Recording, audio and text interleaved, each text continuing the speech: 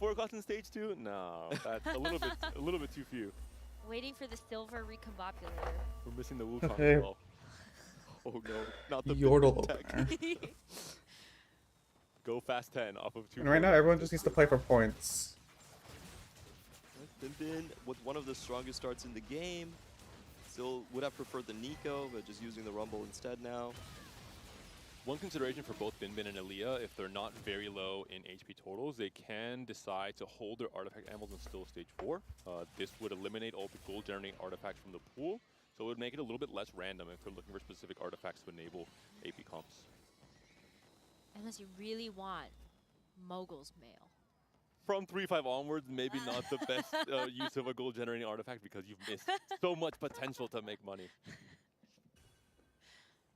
All right. Well, a lot of these boards starting to come together as we take stock. We've got a 5-win streak from Li Cao, 5-loss streak from Saya. A lot of gold there for Saya as well. Holy, 50. We will see where he decides to land up, and I have a feeling that Saya is going to vacate the Draven line sometime soon. We basically never see him contest. He's always trying to play his own path. So this is what good players can do, right? They can wait until the 3-2 augment, pick what has the most synergy with their board, and then pivot elsewhere. Dasik found an Mbessa already. What? You won in best. Has a Juggernaut emblem as well. That's a very interesting game actually set up here. Has a long shot +1, so torn between maybe committing to build or more, using it just for resources for now. Everyone just waiting for the augment round to kind of decide where they land up. People don't want to go into 4-cost AP flex. I feel like if they're offered an off-ramp here, they will take it. Dasik could play into Slayers as well, potentially, with the long shot emblem and the Juggernaut +1 as well.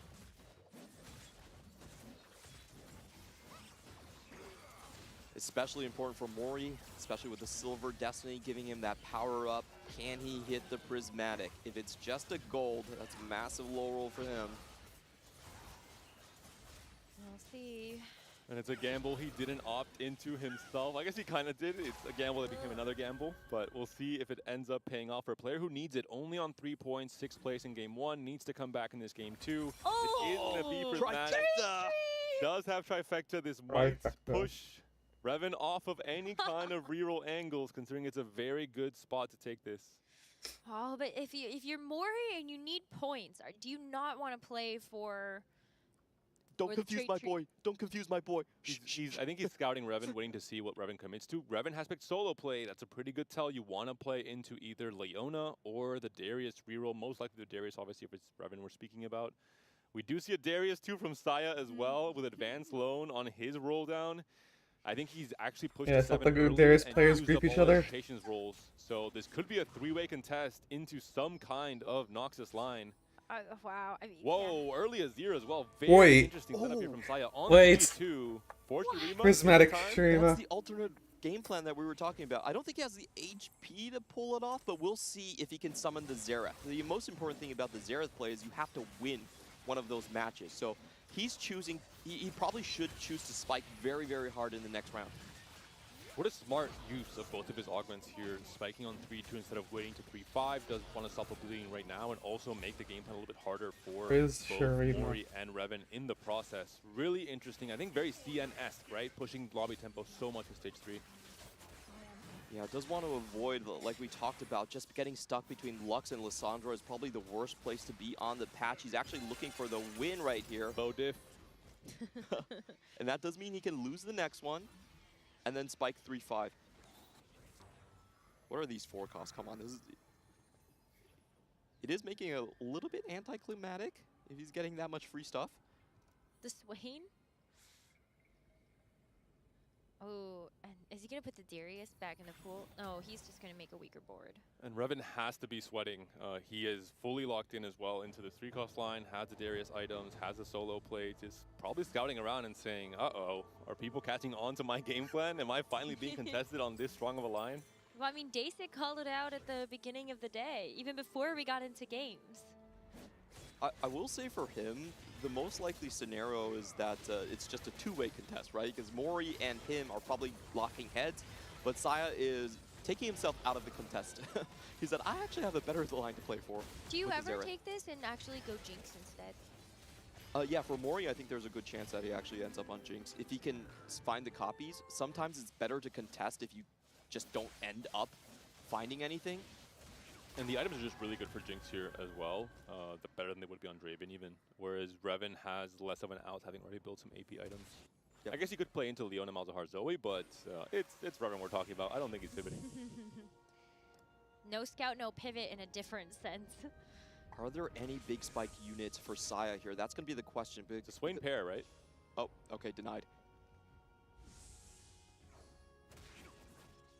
Does pick up the Guinsoo's Rage Blade, so if he can just round out his front line and no one spikes harder, he wins the 3-5. Xerath early, that is a disgusting game plan. That's crazy. Revan has either the Guard Breaker, the Sterak Slam if he wants it, or he can hold this for a potential Nashor that he can see he's losing these next few rounds anyway. Ooh, I want to see the epic conclusion. Oh, well, there's an Latent artifact Forge. first. That's the Latent Forge. Looking around, Demacia long shots for Bin Bin. He didn't hear you. Gold Yeah, Collector's that's very Gold Collector. Gold Collector's very good actually. Oh, I no. Gonna go for Wit's End in the end on the Kaisa. Yeah, two very good options for long shots. And Bin Bin's I mean, a he player who had played a 4 void games staff of long slammed, shots across so the 2 days Ooh. yesterday. You didn't want Kappa And on day one. Juice. Kappa No, Juice, no. unfortunately, is not my cup of tea. It looks so cool though, with so many hats. Did Saya spike hard enough? That's a big question here. Oh, he got the Seraphine too? Wow. So surely that's a yeah, this Well, guy's just a still high having roller. Gold or rolls left over from Patience, and now he can hold the Patience rolls even further in stage 4. Again, can push for fast line, potentially has in a front line. And the Azir scaling as well to unlock 3 more units to fit in naturally. I mean, really, really strong setup here from Saya. Another game. There's the Xerath unlock already. We're on 3-5. That is just absolutely crazy. Does he have enough HP to lose now to unlock the Nasus?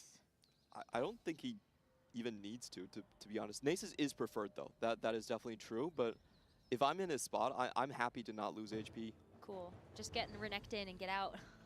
Yeah, he's so far ahead of the lobby tempo, he doesn't actually need to find the tank. I mean, if he just 4 loss until win out. Revan, yeah, finally gonna move the items, have the Sterak onto the Darius. Maybe wanted to greed it for a double solo play, double Gargle Stone play, but instead gonna go for the Steraks. Huge find for Aaliyah as well, one of the best mana regeneration items. Dawn Core for Lissandra and Invokers is going to be absolutely deadly when he does And based get on the there. fact that he, Vhagar! when it actually, no, it's still before loss. That's a pair for Li Cao. With the explosive growth means that you can actually start to get up to level 8, maybe even get the 8 Yordles in, try to get the Yordle grab bags, get some extra items in gold. This But is if a he did classic game lose plan we win saw lose, at the start of the set. it'd be one where run the Yordle faster. was nerfed a bit, where you use Yordles as a way to just very cleanly tempo straight to 9. It's back when Annie was by Because if you win, loss, away win, you have to strongest 5 custom lose meta. 4 kind for of is now Nasus. as well in some ways when she's 2-starred. So that will be the game plan for Li Cao. Has still quite a bit of HP to work with. Ideally wants to preserve, you know, around half. And like of having this like one going of the through stage losses 4, get to in stage 5, stage his level 9 roll down onto 3-7 would probably be better for like HP. I'm pretty sure Saya got gold. So they're probably I just don't not know why going he has 67 gold after rolling for it. down to 28. That has to be a Xerath charm. That's crazy amounts of gold. Yeah.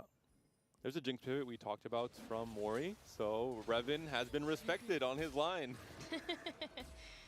I feel like it was always going to be a bad choice to try to contest Revan or anybody on a 3-cost reroll, but you can pick another one with Trifecta and you're fine. Yep. Mori will have a very hard task ahead of him. He's only sitting on 1 Jinx copy. A little bit awkward for Saya here. No tank items that could come back to bite him coming into stage 4 if his 4-2 augment is not some way to itemize a tank to buy time for Xerath to cast 1 or 2 times. Big Where roll is Darius down. 2? Darius 2 should not be a hard ask, but there are a lot of players that are holding that. Mori also had a Darius 2 earlier. Wow. Sure, it got sold, but this is Oh, he's- tragic. Ooh, just Still barely going. not able to get it in time. And that might punish him. Word from Li Xiao, he might get a free win because it is going to be just a Darius 1. We talked about the Darius being the frontline where once he dies, everything kind of falls over. So really important to have that Darius 2 upgrade here. Is Yeah, gonna that go is into kinda the only a upgrade that relatively matters. weak board. Lisa just still trying to coast around and get 8 Yordles, cash outs online. This is how we saw the TOC regionals pan out. It was Huamie winning at the end with 6 Yordles. You tech in the Volley Bear and the Shyvana. But maybe the Vigar is strong enough. He's hitting the backline already. Not enough units to take damage. 4 components unslammed for Revan, so I think it would be surprising if he could win this one. I think he just agreed to lose at the moment he couldn't get the Darius too. Final augment, duo Q. We did have the advanced learn from Saya, so he's going to have to pick a silver augment. I thought Revan had to take the cash there. Actually skipped the malicious monetization. He's so far away from his copies though. Maybe he wants just more items, you know, seeing the downfall of Noxus reroll in the last game, Draven not having anything. Goes for Pandora's. I think he knows he needs some backline. I just don't like this. I think, as you mentioned, Clement, he is just far, far behind. Wow. Oh. Triple luck shop. Put that in instead. Why not? And this is Demacia Longshot Master across the first 2 days. Bin played it more That's than kinda any other illegal. player. Found a lot of success on it. Has a very good build on this Kaisa here with the Rage Blade, the Wits End essentially replacing the Gunblade and the Archangel, so it can really scale as a solo carry. But at this point, I wonder, do you actually just take these items since you have this Flex 2 and try to go for something greater than just the long shot? I think you really want to play around the Wits End, and it's only going to be especially good on Kaisa in this meta, I would say. You don't want to put it on his Silas? Later, if he shows up. That's what I mean. Yeah. He could show up. Darthnub also contesting on the Demacia long shots, but he has been beat. There's a lot of Garen copies already gone. Critical frontline missing for Darthnub. Can he pull off another miracle? Trust. I mean, that's a Kaisa 2, so that's a pretty big upgrade if he wants it. I feel like he has to swap at this point. That's such a big boost. And has a good build for it as well, with the LeBlanc items plus the Gunblade here as well. 2-item Garen is a little bit sad. Garen 1 especially is also a little bit sad. Darthnub, I think, finding himself once again in the same exact position. Last in the HP totals, starting off this stage 4. Once again on the Demacia line, this time the AD, or more long shot oriented version. But without the Garen 2 here, it's going to be pretty disastrous. Aaliyah, one of the strongest players in the lobby right now, off of that Donkor pickup.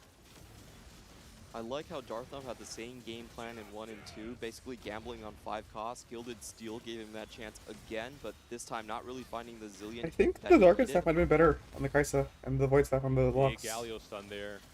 I guess enough for now. And Aaliyah has rolled down to 0 as well. It's not like Aaliyah's trying to push 9 and just taking his hands And over off the course wheel of in stage combat, 4, so is, a pretty important win here Kaisa's for gonna Darthnub. proc the Darkened staff more often. Revan She on ramps up. last life.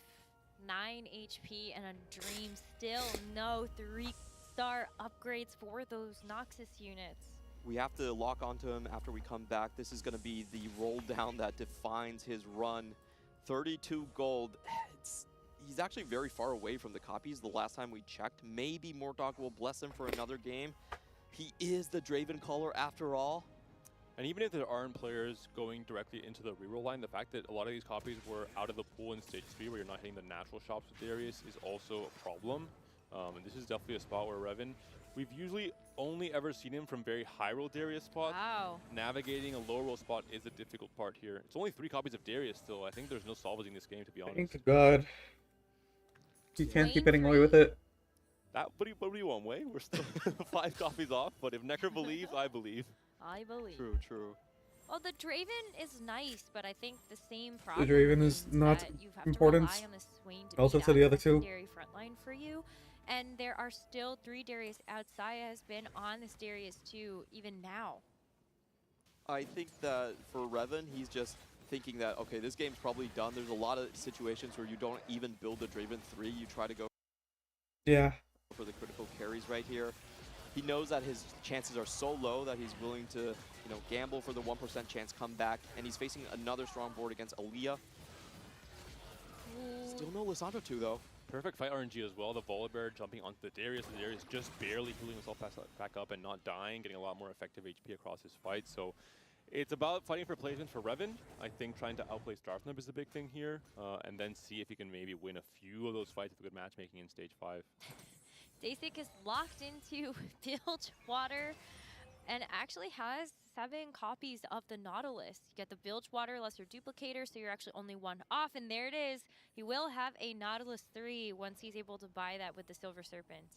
The problem is we still have 2 Fast Niners in the lobby right here. Both Lee Sao and Saya once again Saya's holding hands, going through mixed the streak. promised land. It's going to be so hard for these people stuck on 8 to actually contest this, even with the 3-star Nautilus. Revan fighting Dasik now. Dasik has hit quite a few spikes. The long shot emblem on the MF with the very cool synergy between adding the Caitlyn and the Lords with the Warden. Makes up a pretty strong board here for Dasik. I'm pretty sure it's correct to play for the Nessus. Looks like LeBlanc now target down to the MF. Because he hit the Xerath so early, so you can guarantee right before he dies, wins he does get it off. So Revan will be surviving at least one later. more round here. Because he also has so much money. That's tough. I mean, now the HP totals have gotten quite close. You're looking at Saya, Dasik, Darthna, maybe 3 players that Revan is hoping will fall first. And Saya has to find 2 tank items here, or he could be in fairly big trouble. Yes, the Xerath is very good, but he has no frontline items whatsoever right now, and once the damage starts ramping up in stage 5, with the big DPS carries, he could be in trouble. He has 100 gold, though. Yeah, the gold is very strong. I mean, we saw his If he position can't in unlock the stage Nessus, he would 4, right? immediately be able to Double spike. still needs tank items. Even if you're level 10, if you have no tank items, it's going to be a problem. Even if your tank items are terrible, I almost feel like that much gold will buy you enough copies of just, you know, Like Shyvana. yeah. Like, able to He's win up to streak. 130 gold. Oh, Oh, he's he rolling, need he's another rolling. gold charm, please. Come Be on. 9, he'd have Xerath 2 by now. Please. Okay, let's go. Oh, wait, I mean, if you get Annie in, there's the tippers for you, too, if you wanted that. I mean, look, see, he has Xerath 2. Xerath 2, Wow. that's absolutely massive.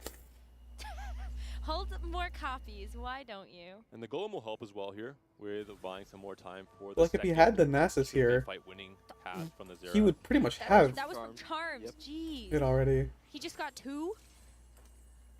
Alright, actually, I'm less impressed with this game because it came off a 1% Shurima roll. So, you know, this is standard. This is standard. Still very impressed with the execution and the roll downs, but very high roll game for sure. Fun game. True. That's what matters. Well, that was an easy win, but can Revan be lucky?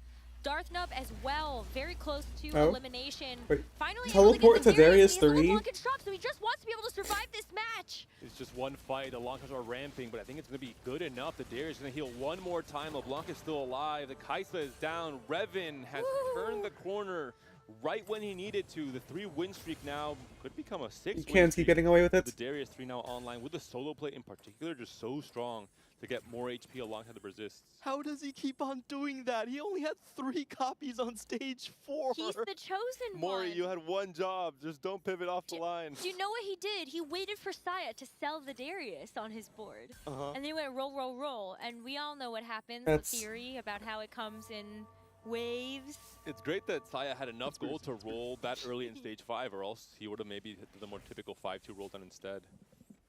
Very Darthnub cool. and Dasik, one of these 2 players will be going down. Demacia AP with a long shot to Kaisa, and Demacia AD for Dasik here. I'm just looking at the Nautilus right here. He still has his shield on, hasn't been taken down whatsoever. Kaisa finally locking onto him, but is it enough damage at this point? Doesn't look like the... Oh, MF goes down in one shot. The Juggernaut Garen is just way too tanky for the MF to break through. Unfortunately, Dasik not having the start of the day he was hoping for. A 7th place in game 1, now an 8th place in game 2. Now you do have to start playing a much riskier Cold first water, round style just to catch bait. up. Oh, wow. We got news from Hupe-san, who's one of the reporters on the sidelines. Actually, Revan got the Darius 3 because he sold his Draven 3. I think that's the right play. Yeah. That, I mean, I feel yeah, like in that's those correct. situations where you don't have the gold, you have to sell the Draven. Wow. I mean, what a phenomenal goal, though, to be able to get here with that was enough. I mean, yeah, There's you're, at least you're 2 just points supposed to that sit play. Draven Yeah. too, Yeah. and And that's the master's Till mind you to have, know what spots you have to make some unintuitive plays to like, a find good the amount of misses. copies of the other Once 2. again, Darthnub facing a player that is also facing elimination with Revan here. Is the Darius going to be enough to heal past the damage coming out from the logs? Like, maybe if and he had that Kaisa Draven in the items, backside but for he's Darthnub? building The LeBlanc Garen's items. also really tanky here. The LeBlanc has to burst it down. think Kaisa just Unlucky. started on that unit way too late. At But he the moment. teleported Not to gonna hope for the Darius. I think that intended B result might anyway. be a win for Darthnub. It's 1v1. so close. The cast does not come through from LeBlanc. Oh, thank God. Revan is also down despite finding the Darius 3 in 7th place. And Mia, once again, 7th and 8th. Not a good start for the region. No, I think it's tough because at some Unfortunately, point, Darthnub is probably capped at like a 4th, but I mean, every point he can get. Early enough. Imagine if he had found Darius 2. So what do we want? We stages technically want before. Saya to Then you not actually be able might have enough to HP get where into you can take a checkmate. hit like that and you don't have a 7th, So 5th or a 4th. He was 3-way contested on the Dariuses, so I mean, he'd have to it go was 6, so that's not gonna expected happen. for him to hit a little bit later. I will say But I'm very ideally, impressed Saya with Li Binbin's Xiao game plan. I thought he was going bot 8 4 very so quick, that but it's he harder for them to rolled get down into deep, checkmate. did not find the Kaisa 2, goes straight level 9 and sells it for the Ziggs upgrade instead. I was considering it might have been a pivot into Anti-Flex off of the Yordles, but instead playing into the Ziggs, kind of the really OG way to play the Yordle line. Saya is, of course, a scarier player now. He has found both of those Warmogs now, has some more frontline, and the Xerath 2 has so much damage coming out from his cast with this build. I do think this game is going to come down between Saya and Aaliyah, the two highest caps that we have on the board here. While Is Aaliyah Binbin playing just looking Fries? for placements, looking for any chance to hang on. Both Darthnub and Binbin had pretty good games to start off game 1, but now it's about just continuing to accumulate those points to get I mean, Darthnub is just playing to steal placements. He took a win off of the... Darthnub takes a win. Oh, he also and Binbin is he also so screwed over close. Saya's Another win streak. win for Binbin, keeping them alive. Li Xiao now very close to the end. CN is looking very impressive as a region. All three of these players putting up some really interesting game plans to try and make it to these high cap boards. That is a disgusting Silas right here. That's known as the mini Triforce, the Yordle spatula. It gives you the extra armor resistances and the extra AP/AD, and then you get attack speed and HP from Yordle. So it's incredibly strong Silas, probably the strongest unit we have seen in this lobby. Who would have guessed players on Ziggs carry coming into this late game? Well, there was at one point, what did they call it? Rigs? Well, there's no rise, but you know. Same Get to the Xerath. Xerath has a bit of RNG in him. It's just not enough frontline. It looks like once again for Saya, his board is melting a little bit too quick. Does not have enough time to buy for that second Xerath pass to come through cleanly. And down goes Binbin there. Just doing it. Basically destroyed by Mori. Strong combat augments across the board for him. Great pivot into the Jinx line. Darthnub's a placement criminal. Is this another top 4 for Darthnub? I would be It's so a criminal. impressed It might be. if he can dig himself Michael, out of it's these doing low it. roll spots again and again. If he runs into Mori, though, I might be a little bit worried. You have two scaling backline champions with the Jinx and the Kaisa, and Mori has been on a roll, 3 win streak so far. Yeah, I Yeah, do this think board that's from a Mori is pretty absolutely disgusting. tough Bronze for matchup, life plus the, given the There's so much declaw. power coming through. The big thing is usually if you have this much combat, you don't have gold and you don't hit your 3 stars in the first place. But if you do hit that 3-star and you have all this stuff added on top, it's just really Oh, Edge hard. of Night, that's really good. Makes notice that Mori actually got several copies of the Jinx and the Sejuani early, so it wasn't too expensive for him to upgrade those units. Saya's still like sitting on no Saya, Renekton after and a no good start, Nasus. like you mentioned, just not hitting It's any probably of not gonna those happen at this point. frontliners. Shyvana can save you only if she's 2-star. Has one more anvil to work with to buy a little bit more time for the backline carries to work their magic. Saya Elliot. Aaliyah One of these are versus dead. Saya. Which one will Who's win? Darthnub playing? It feels like it must be an Aaliyah win here, just knowing that you do have the Zillion and Lysandra fully upgraded. But the Xerath, I That's mean, the barrage. I mean, the Xerath is like Oh, a set wipes of out cost. the entire backline in one shot? That's so unlucky. Wait, this Xerath is it paid looks off. like it is going to What be was a that lot. ult? I couldn't It believe only that. targeted The Xerath backline. just said, I'm going to nuke the backline. If even one backliner survived, there was a really big lull in the DPS chart. coming out from Holy. Saya's board. That could have been a win for Aaliyah, Wait, that's a but third. only the Wukong survived. Oh She can't my do god, it this herself. guy is so... Another This guy's- great placement from the American That is player. so illegal. A top 3 from a doomed spot. 16 HP, 4 loss streak on 4-1. He's still He can Petty yet go again. second here. He's fighting for placements, but he just keeps. Wait, no, I think he's cracking fighting his real. way I don't think up the Sai's fighting clone. standings. How did he beat that Silas 2 and level 9 Yordle? Cat Boar, there was a Volley Baron Shyvana there, but he still manages to clinch it. Absolutely insane stuff from Darthnub. The Gilded Steel, I think, just really Please, impactful he as well. takes Saya out This in specific third. setup. For the second game he gets in a row, that could be the secret sauce that he's piloting into this top 4. Durability plus Juggernaut. Oh, Baron, that was the Darthnub's key playing to his Ghost. success. Wait, yeah, it is. He can get a second big here. test here for Saya as it's now against Mori's Jinx board. Can the Xerath be as lucky as in the last game where you are able to snipe that back line? Jinx need a actually second takes a huge cast. hit. But he's not down. The Xerath couldn't Okay, reach he's the dead. Jinx on the opposite corner, and for that reason, Mori is able to win that fight. Saya is taken down. Oh, it's a double Darthnub kill. taken down as well. Mori, who only got 3 points in game 1, comes back in a big way. In the same way we saw all throughout day 2, a player who can really clutch it up and get those first places. Not bad though for Darthnub. Back-to-back thirds. A great start for Saya with a first into a second place. And these standings are starting to look mighty interesting. And Mia has to wake up. That is all I'm going to say after these first 2 games. Daylight savings debuff. EU has to wake up. today. And we do have to mention it's becoming a 2-man race in the next game. Both Darthnub and Saya can clinch their check right now and end it in just 4 games. Saya only needs a top 4, while for Darthnub, he needs to play for first. That's the only way he can accelerate himself. What's the bet? What do you guys think? Quickly, before we go to break. I think Saya 4 games? Saya and 4-man. This is just way too high Doing roll. Revenant 6. Okay, I also thought Saya in 4, and I locked that in before we started the show. We're seeing it in full force. Let's see if we can make it happen right after this break.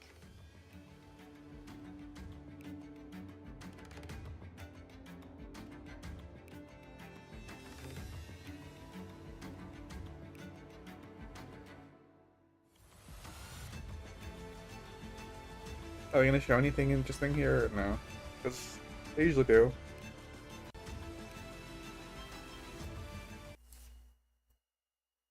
Okay.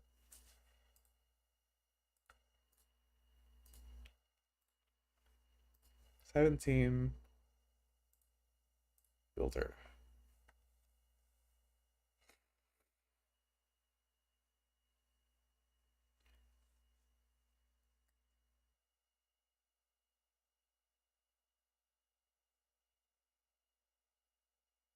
Let's look for a better comp for Graves Vex.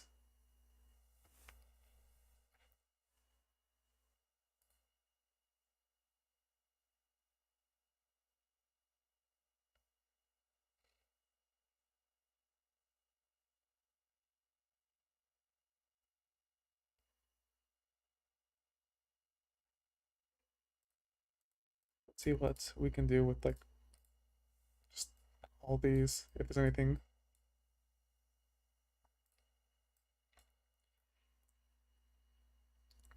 Vanguard Bastion.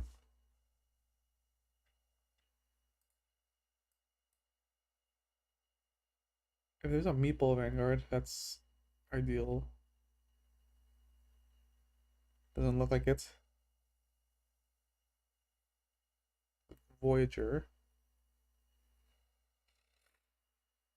Shepherd.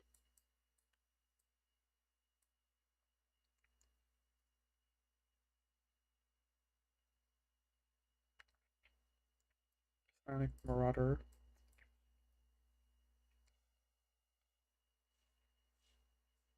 Okay, this is Vanguard. Shepherd.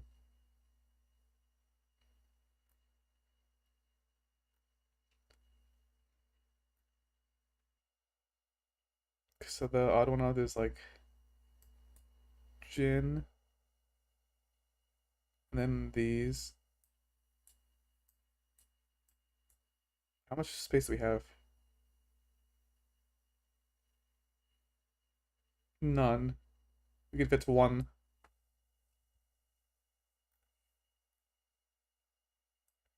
Is this a board that I have already?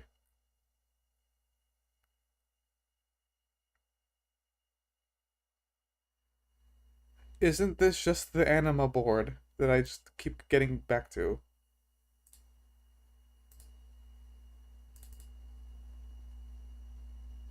Pretty much. Except I have like Shen something over. Yeah, Shen Bard.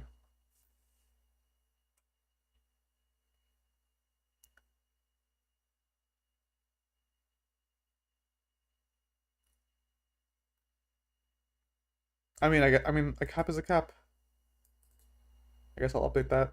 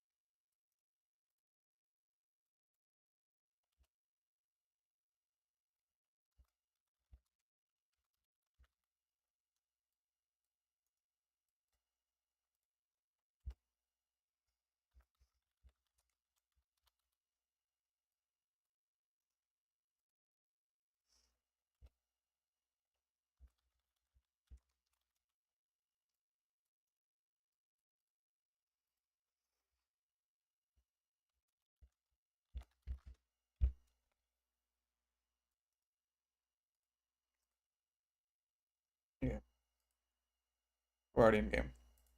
Is for Lee Sao and Darth Nub, because they can clinch check if they get the first place.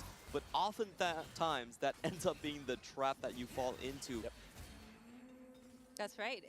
We've seen this before, where players are trying to go for high risk, high reward, but then end up on the risk side of things and fall short of their goals. However, I will say we're seeing something on Elia here that we've seen do well, and to everyone's surprise, has been performing decently. If you can get Shadow Isles started early, there are a couple of pretty good spots for it to actually take it to a good placement. It's super conditional, right? As well as a lot of these compositions. Maybe not Darius as much, but a lot of the times you need... That has a condition too. The condition is nobody else is contesting. That is very true, or if your name is Revan. And so it will take a specific setup, but I do think that our 2-1 augments will have a great deal to do with that.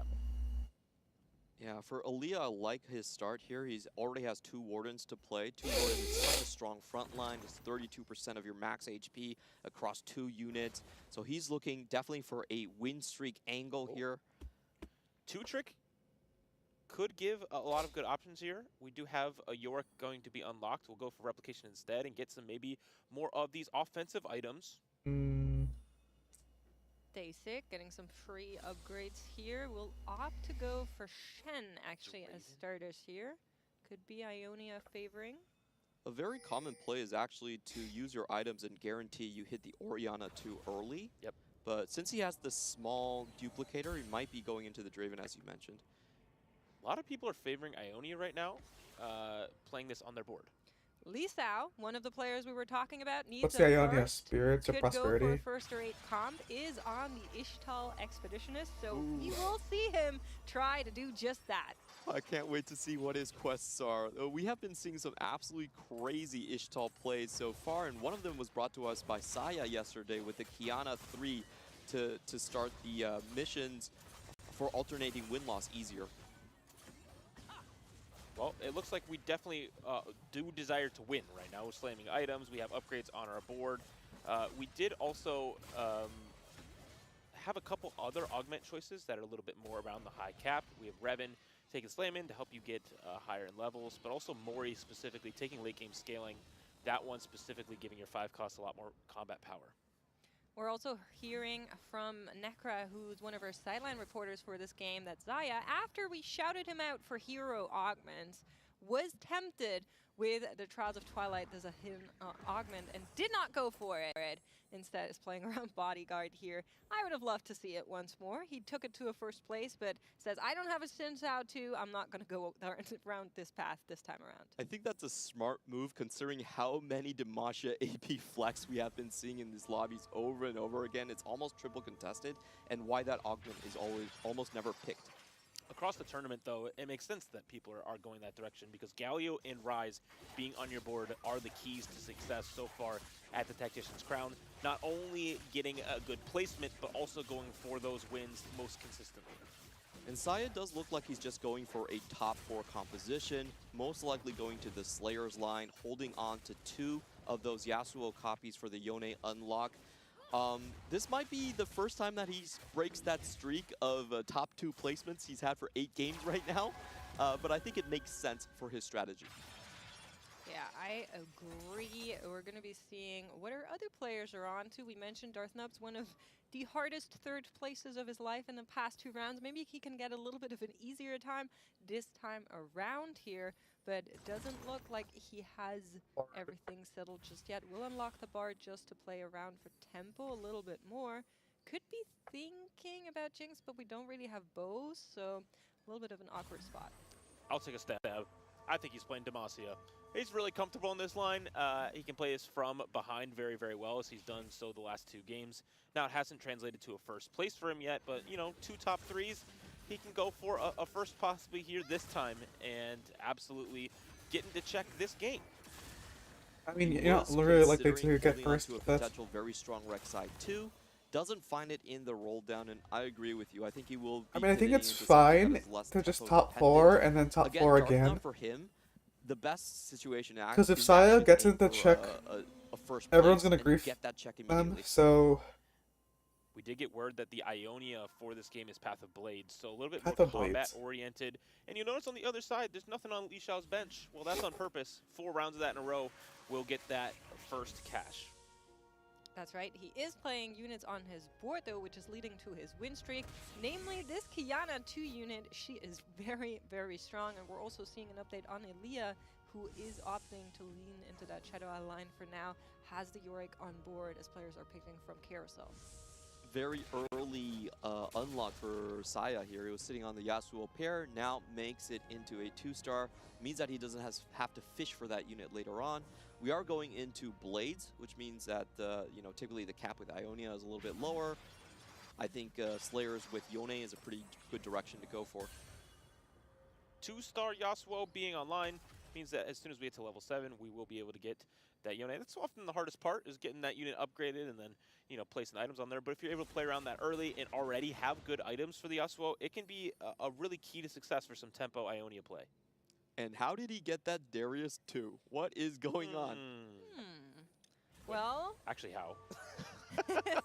I cannot tell you that, but I can tell you that Yep, Evan look, does everyone's not got have it. You heard the question mark. It's like, what? zero reaction on Day 6 phase. He did check in saying Darius. That was normally our players write 1 in chat. Look at He Mori. said Darius. He meant it this time around, and Mori he is will just play like, on what it. is And this Mori fucker? not happy about this. I mean, honestly, same, because Day 6 should be fine for maybe the whole next stage as well. I mean, we have great items. Also, How we is get this legal? one He has a cloak, and this duplicator thing is going to too. be unkillable already. Can someone please make me a Mori reaction gif? It's so funny these 2 times. We're getting word from Hoope that when he unlocked Darius, he had 3 of them in his shop. That has to be Illegal. the luckiest shop of this tournament thus far. Well, Day That 6 is chilling. criminal. Mori has a puzzle to solve in front of him once more, but it worked out the last time he found himself contesting Remen, went for the Jinx instead. If his items are gracious, he could be thinking about this once more. I will say, Not for with the Day 6, JG he is Shojin. due. He only has 3 points, lowest in the lobby. Very, very hard low roll games in 1 and 2. So, okay, Mortdog, he's doing his job. He's giving it to him this time. This game is balanced. Yep. Yeah, you get some good games, you get some bad games. It happens all the time. But that was definitely a blessing, and we'll allow it this time. We do see an interesting mirror match with a lot of people playing on Noxus this game specifically. It will be level 5 for Mori on the other side, where Bin also just playing around some strong AP items, which we know is a great plan. But it looks like we do have only one streaker in the lobby, and that will be Aaliyah. That's right. We know he is on that Shadow Isle trajectory. It's a very strong unit to have early onward. That Viego 2 with items, as you're seeing here, and that Swain might have helped as well. He is having on his bench there, moving around a little bit. Quickly want to give an update on Li Xiao, because of course he is on the Ishtal line. He had the 4 rounds empty bench, as you mentioned, CLE. Now we're on 48 XP that he needs to buy in order to unlock the next one. So he should be able to do that rather soon. And we've seen that be a great strategy, especially as we see a chain vest on our bench to go to level 7 and instantly unlock Nidalee. Ooh, lots of gold. That'll help. Instantly unlock Nidalee and Skarner to get 5 Ishtal in as soon as possible, and that's where we get the chance to go for some crazy cash outs. I was just about to say he needs so much econ to actually make this work, but just hitting the golden orbs definitely helps. There we are. We're going to do it right now? Are we going to wait around? I try to pre-level there if I can stuff my Nidalee, stuff my Nico. Yeah, I would just go for the. Because he doesn't even get an econ. I would just the long shot line. level unlock Worked 2 times Nidalee. in a row. Can or you blame not him? Nidalee, He came unlock out of the previous game, which had so Skarner. many players on the Demacia line just angling it, was able to out-tempo them. I think that's perfectly fine for him to go down this route and say, I will keep doing what I'm doing until it's no longer working. For now, he finds himself opposite of Day 6, so he will get at least another loss on this loss streak. Yeah, he did kill a single thing. But this is a composition that he's very, very comfortable with. He was in the scrims known as the player that was playing it almost every single game. And this was before it was nerfed. We do have silver augments coming through, so nothing too game warping, unless we want to click Recombobulator, but that doesn't seem like a great option in this spot. But Darth Noob was somebody that we thought coming into this competition, because of the way he's practiced so much on this Demacia long shots line, that he would be someone we would expect to not do well. Now, he proved all the doubters wrong. I'm one of the doubters. Focused fire. Well, Does that mean he's the playing other player AD here is Kaisa? putting a little bit of pressure onto the lobby. We were talking about the fact that Lisao could go to 7. 2 players have. Ilya and Disruptor. Saya both going to 7 here to try and get early unlocks. Will try to get just that, and Lisao. He's hiding his Ishtal into the last second, so nobody can scout him. I feel like that must mean a lose streak quest going on here. He also got branching out and got Disruptor +1, which I feel like in this line is very, very good when you could play around that Seraphine. Seraphine quite easily. Yeah. It is 3 losses in a row. We are getting confirmation. You're absolutely right there, Clement. And just a nice little tech, you know. You know Talking who it out. started all this trend and made everyone have to do faster APM? Why we It always was Ella. Double. Oh. Double started that last set. It was like, okay, now we all have to do it. starts the enough. trend, and then everybody has to follow. Your favorite augment was also chosen. Bin Bin taking Dumbify as well, so gonna have a giant dummy in the front line. All right, top 4 secured. Dasik, no! Dasik has the most broken combo ever. Twin Guardians into Darius 2. Please, how easy can this game be for him? Oh, sadly, Ilya's win streak was broken just before unlocking this Callista, which would allow him to stabilize even more. For Dasik, I mean, we're chilling, no? I'm sure that's who Ilya lost to. This is absolutely unbelievable. I'm not really sure if you should have leveled that aggressively if you have Dasik in your pool. I think if you are on the point score that Ilya is on, similar to the top score points or the top point scorers, you need to try for some fancy plays, and so trying to hold pressure to me makes sense. I think his board was strong. Was it strong enough to contend with the Darius 2? I'm not sure, but he could have been lucky, right? He could have avoided Dasik one more round, unlocked that Callista, which I think in that case, it probably could have gone his way. So a little bit of a brave play that unfortunately didn't go in his favor here. We'll have to see how he recovers. For now, he has a little bit of HP to fall back on that he can use, but we will need to see what this carousel brings for our players, particularly those that are thinking about the Ionia line as well as the Demacia line. You know, there's a couple of target units there. Darth does have a chance this fight because he has on such a big lose streak. Oh, actually, he just flipped into win streak. But he would be the most likely player to actually stop Lee Sao from getting his quest going. That's why Lee Sao is so intent on hiding all of his information. It usually never happens in solo, but when you're at that round and you have the chance to check. Darth Noob has found that vein too, which we know is so important to this mid game. But we had a lot of people leveling early and pushing the tempo of this lobby super fast. And so I believe Darth was maybe aware of that and knew that he needed to stabilize ASAP, or this HP would continue to drop down way too low.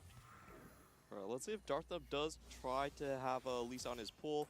I think we should focus on just the Lee Sao cam and not get surprised if someone does actually just kind of crease their board a little bit.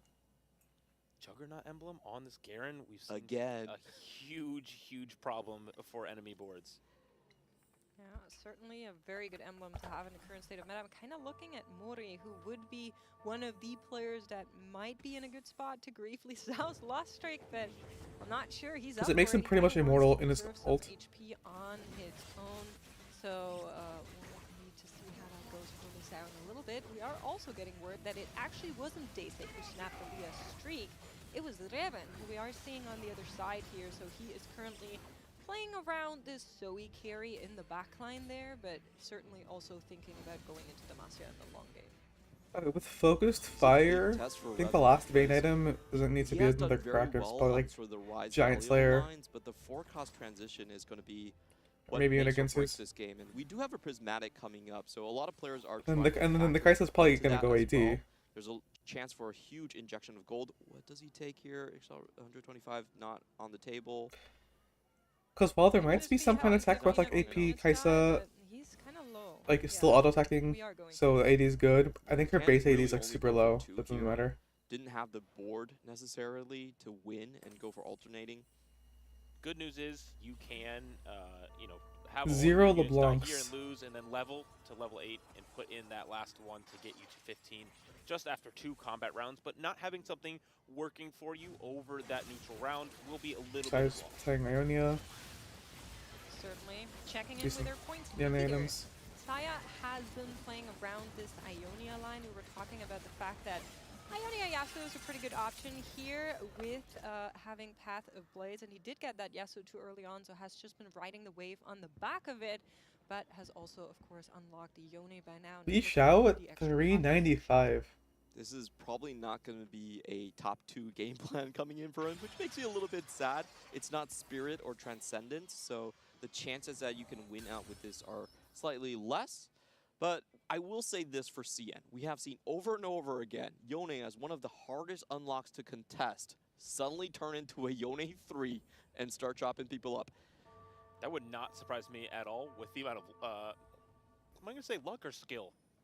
I'll go with a little bit of luck. Yeah, it's using your luck well that Saya has been doing. And so I'm excited to see if they do end up there. And we look like, wait, why do we have all those items on the on an Aphelios in the front line? It's a funny looking Aphelios. There's a Diana unlock. Guys, Wait, do you no. know what this unlock is? Wait a minute. He has Oh, arrived. Mori making true on his promises. We trusted Wait. you, and you delivered. He's bringing Wait. Aurelion Soul to the world stage, and it is 4-1. He has him pretty early. Wait a I minute. know you guys are both doubters, so I'm not even going to ask you what you think about this. That's the roar. Mori was vague posting. He was trying to rage bait us. We thought Oh, it was he was actually Volibear. No. specific posting. He said verbally he will bring a soul. Oh, come on. When you said the roar, did you think it was Aurelion Soul? There's no way. That's like a fast 8, like directly to 8 composition. You know, Oh? played 3 times, Not that bad. only 8th once. The other times it was also about 4, but... Oh, but I was going to ask. The thing Oh, is, no. I don't think the So spot not is straight to- that's good. Oh no! Why did you need to? Because you have to call play that? from Wait a super high second. tempo and then Oh, that's day 6 board, and Revan's just, you know, standing on top be of able the to He's just survive a the little jealous at early bleeding, Maybe. or Day like six the spot. mid-game Does bleeding. he get the Galio unlock? Until That's your a big ASOL 2 question has here. stacks. With 6 units, he only needs 2 upgrades. Okay, there he does. Okay. Well, And I 4-1 have complete. great news for our Ishtal player as we are what? getting our prismatics in. He has found Mel, so we should be able to stabilize here, but let's see what the prismatics bring the rest of the team. All Revan to taking chaos all and to to chaos. ruin your game. At least I was still thinking about it. Is there a red-blue That's buff probably like for TG. Mori? That's the question I have on my mind. Do they That's need invested the for way that anything? you want to play the Aurelion Soul? So he already has I don't a think red so. buff on his Mel Oh. outside of the augment. Oh. It's about the Oh, extra that's 3. dupe that I mean, that's you basically the same thing, Those except waiting. you get one earlier. Call to Chaos gets 3 gloves here. Thieves gloves. I do also want to check on Revan, who got a And Call to technically, Chaos a as slightly well. better I do believe that it is not something that he was hoping Bandit Thieves. for. He has 29 rerolls left, But to no use, gold. and no gold to Oh. spend. This is completely unideal. He does have the Lissandra 3 angle. Oh wait, is that 2 Lissandra 2s? Yes, that's 6 Lissandras. That might be the win-out plan. Don't tell them. Mori, on the meantime, He doesn't have not enough- getting the enough extra money for dupe. it. He has He's the gonna go for Lucky Rerolls, Gloves here. though. It's doable. Any round you can win early with his Aurelion Soul is just a bonus because he's so weak in stage 4 when you only have that 1-star copy. He did win the previous round, is the big story. So first round, Acel in, he did win that. Unfortunately, this one not won by Mori, but we'll keep an eye on the stacks on the Aurelion Soul and how he pairs up. Okay, we will keep rolling. I haven't heard any pings come through Yep. or any chat messages. None of those things right now. No one has any Lissandras on their bench at the moment. And so I'm curious how long we're going to stick around on this and see if we can just hang out and fly under the radar. We have one in Saya's shop is what our co-casters are telling us. So that one is currently not available to Revan. But he also just doesn't have the gold to be Yeah, that deep. we on do this have to lane. point out that is most likely out because he's so far behind on the rest of the board. Just not a very good call to Chaos. The carousel could be massive for him if there's an additional copy. In the meantime, Aaliyah does find the most important force cross carry for him, but it's already getting challenged by the Diana. Damage reduction going on to that unit. Yeah, the Lucky Gloves obviously paying off quite well there. There's great items on this Diana. And it will end up taking down the Callista. The Aesol is starting to get online, and the later and later this goes, it will continue to ramp up and get more of those upgrades to its ability. Well, let's take stock of the lobby right now, as there is a Zillion and a Kindred in this shop that our players could be interested in.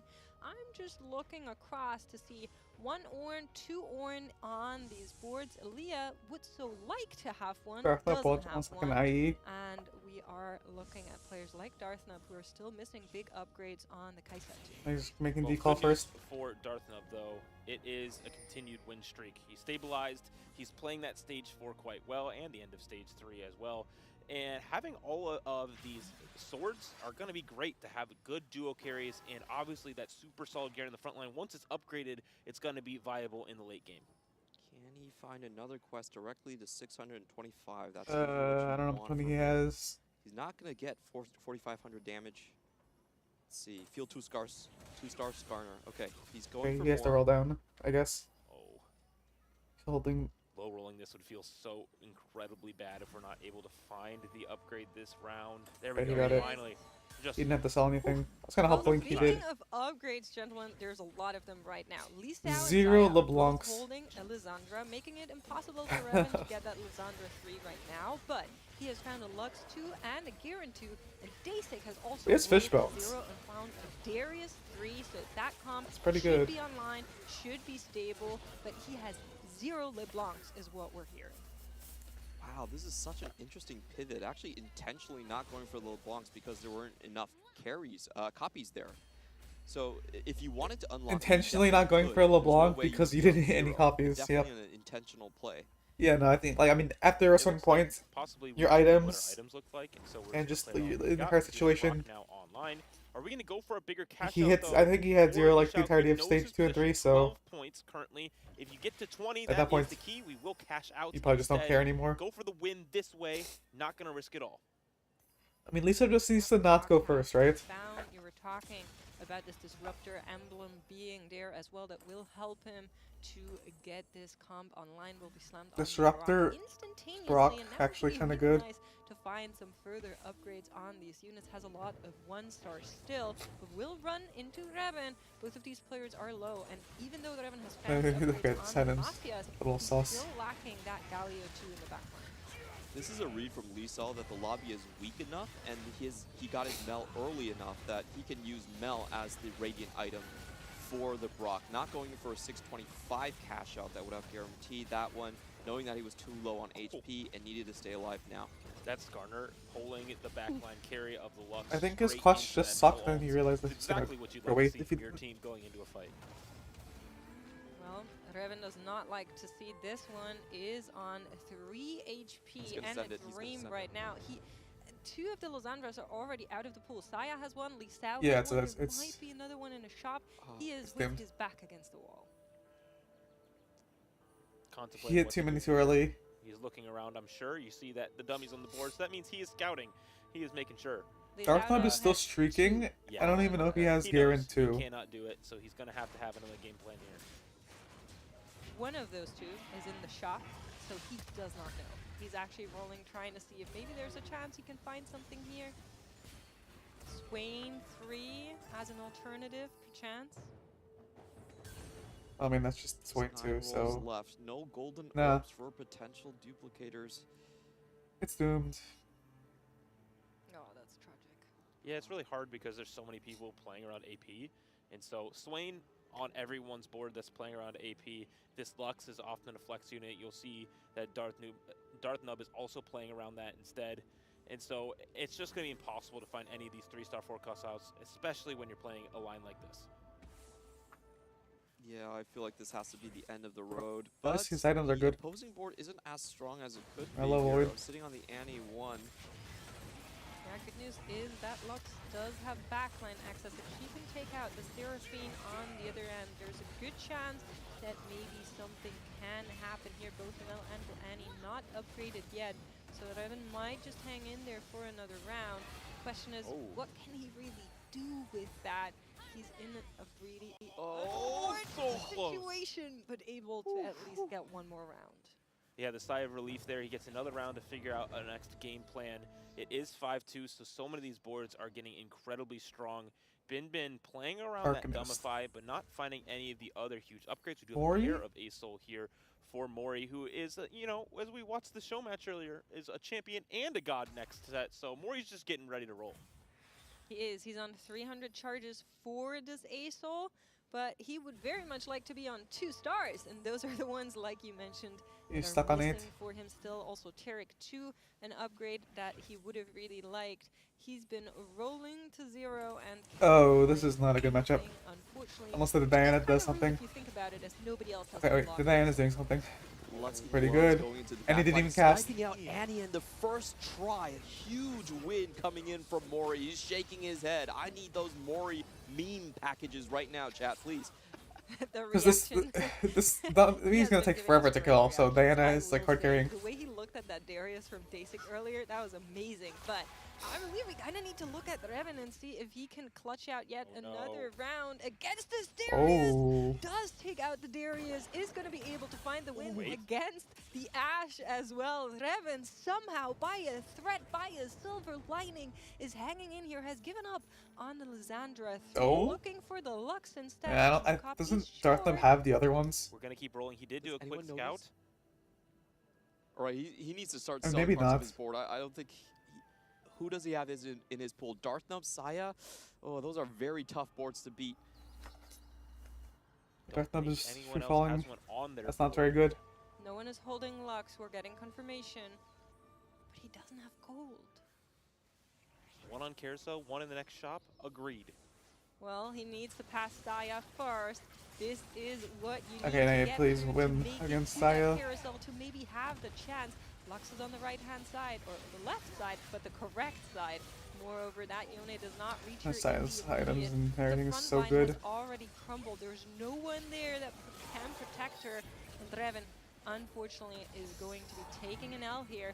Bin will too, though. Minus HP might matter, but I believe it will still be Reven on the very bottom. Unfortunate game for Reven right there. Darthnum lost again. Really not providing him what he wanted. He would have preferred the extra gold, but the extra rolls with nothing to buy just hit him so hard. Bin also just stuck on level 8, wanted to go fast 9. Not enough tempo generated by Dumbify. Our other 2 tempo players, Darthnub and Aaliyah, are both now within danger of dropping out with a bad loss. Darthnub played around stage 3 and 4 with that tempo, where Aaliyah played around that early game with Shadow Isles, and now both have lost a few rounds in a row and need to figure it out before it's too late. For Aaliyah, the big upgrade has to be that Thresh 1, that he's sitting on 1 copy short of not being able to get that 2-star online, but somebody is looking at these 2 and preying on their downfall, because Zaya is still in. 2 players have fallen. All he needs is top 4 to make check. Darth did hit that Garen 2 in the front line, which is an extremely good upgrade, especially with the Juggernaut emblem. But Aaliyah is also close to a Callista 3. This is the Wigwug tech coming in from North America. If you can't find anything to put on your board, how about 2 Callistas instead of 1? And it actually did get a a lot of third places. Not really a first comp, but a very strong way to play the board. Well, is it good enough is the question. On the other side is no one other than Dasik, and Aaliyah would so like to get a better placement here in the overall tournament, but can he get Brock is dead. It doesn't look too good. He does both of them have gun take blades. out one of those Noxus units, but both the Draven and the Darius remain.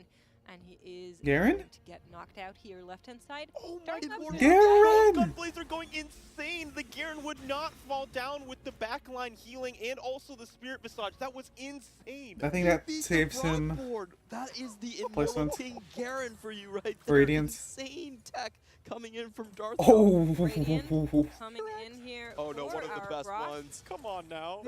Very happy to see Radiant. Oh, this is the strap they're going. And that Brock is going to be one happy camper. Still has potential to upgrade that Brock to Brock 2, Mel to Mel 2, I Azir guess. to Azir 2, Swain to Swain 2. So the potential is there. Can Lys outlive to make it happen? Alright, This I is feel like huge it for might him have been because Disruptor his board is the strongest cap out of Brock any over right the here, but second he is going up Syrax. against one of the best boards. We'll see if Brock can avoid and walk into the backline directly. We're going to keep our eye on the Draven as it ramps up. The Darius has now reached CC immunity status, so the Skarner will not do too much, but as the rocks come down from Brock, the HP bar is standing strong for now, but as the front line falls down, the Darius is now can't take down the Bramble Vest Skarner, and so will be around win. The Asol is still 1-star. Darthnub takes a bot 4 for the first time. That means Xayah will get check after this game. Yeah. Check in 3 games for the CN player. The Cinderella story to the world stage for him. Question is, will he be able to make it in 4? Of course, but there's more players trying to take Mori that check. top 4s with Lixiao still Asol. has a chance to get there too. Oh, what a find coming in from Mori, getting that Luden's Echo onto the Aurelion Soul. Big burst dragon, hear me roar time. The big question here is there enough gold for him to potentially get that Aurelion Soul 2? Level 9 in sight. We had 12 gold to roll. Not too much to work with. You can sell the Ornn. Ornn isn't important. Oh, Oh, there it is in shop. and it it's is enough. It's perfect gold. enough. Sells the Ornn! Wow. And I called it. 600 item. on our Asol. This could be something that wins Oh, this game, yeah, that especially with works. an artifact. But think about how chatty it is to play Asol thrice in the tournament, only get bottom 4, then play it in the final lobby, make top 4 on the back of it, and put yourself in one of the best positions to maybe get check after the next game. Mori unfortunately 1 point short here, but he is certainly the king of the hearts right now, playing around this Asol line. This is the best time to do it. You're at 11 points. A win doesn't even get you into check, so why not experiment? Why not be flex? Why not give us more meme templates to use right here? But the Aurelion Soul, he has a giant Atacon in front of him. He still pulls through. What a fantastic board. Lixiao is going to be the other main character with the Brock. Is he? Oh, Is he Xayah out? takes him down? He is out, so he will not Wow. enter check. Xayah, only one that is going to be in contention to win the very next game. Well, gentlemen, I believe that's going to be 7 players playing spoiler, but we'll have to see once we get there. For now, Dasik has something You know, to this say Xayah guy is about just that. too He good. might be far away from that check mark, but at least he got this game in his hands. Would like to claw his way up into the top 2. Can he make it through Asol, through Yone? We were talking about the potential of getting a Yone 3. Xayah is broke, honestly, and doesn't have any other copies. Surprise TG still to be used here by Xayah. Where will he place it? Oh, maybe that's a visual bug, sorry. It could be, but we know that the amount of CC that comes through in the backline access from this Yone will be incredibly important to now get on to Oh the my Draven in God. the backline and take it down with that ability. Another top 2 coming through from Xayah here at the Tactician's Crown, taking down Dasik. That was such a cool tech from Xayah, putting it on the 3rd row and then wrapping around directly all the way, assassinating the Draven 3. He also held on purposely for that TG to slam afterwards, so he could get that set faster back into the field.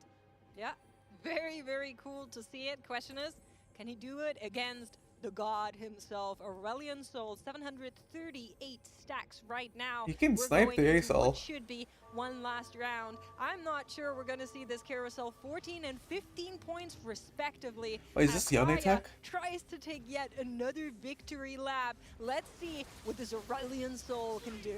The question is the wrap. Can he clear the left side and go directly towards the back line, or No. will he get stuck here He's on stuck. the front? Wait, Asol wins out. The set is now doing sit-ups on the right side of our screen, and the Yone is now fighting against the world. One more cast coming through could provide a huge amount of CC and take down the key units. The set evaporates to the Wow. Asol Mori win Xayah out. Run it back for another game in a row, and it ends the same way with Mori on top.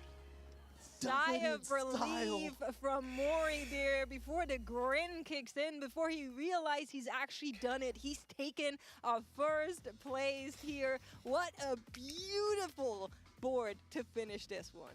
And that's just so amazing of a game plan. He called what he wanted to play. He sold to the last gold to find the Aurelion Soul 2, and Ornn gave him in hand one of the best artifacts to have in that Luden's Echo. The stars aligned for the god to come down. All right, I got a pitch. All right. If Mori wins the Tactician's crown, All right. called shot is just his augment. Right? Oh. It's gotta be, right? He's calling his shot. He knows that Aurelion Soul was the game plan, and it now won a game here, really reversing the stats, what we all thought from this composition heading into this game. Well, I'm not sure that's going to be possible because first he needs to get there. Hey. And while Mori deserves a lot, Mori of just has credit to and grief respect Saya. for this board, we have to talk Because, like, about the literally finance an eighth room. is still enough to Saya get him into making checkmate. check on the back of that Or the check. has to be our biggest story here. We were talking about the players that were able to do it before. Mori Names just like has to Kaito grief comes Saya. to mind, Hwanye, and now And then who else maybe is Saya. close enough in Xayah points? in 4 would be such an incredible comeback story for CN. They have awaited 9 sets right now for a return to the TAC Crown Championship. In fact, the community has been so demoralized, they often look forward to the regionals more than even towards the global championship. So I want to see them invigorated. I want to see the youngest player on this field make that incredible story, make that incredible opening chapter for himself. And not only that, the journey that they took to get here is the exact one that we talk about for TFT all the time. We like to say, but for some More comps.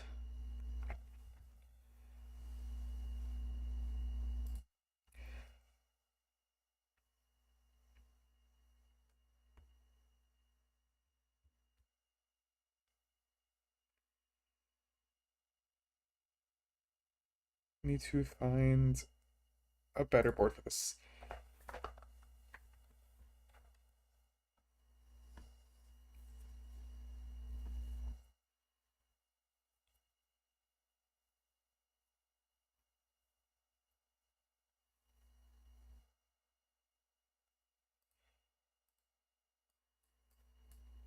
The thing is, like, it keeps getting close to the other boards. I need to approach this a little differently.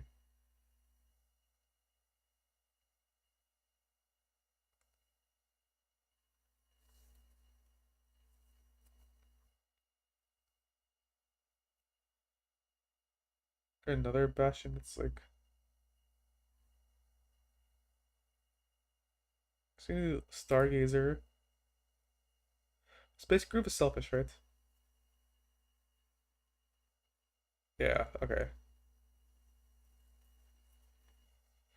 So if we do Stargazer routes, that could be something else. And what's final Stargazer? Xayah.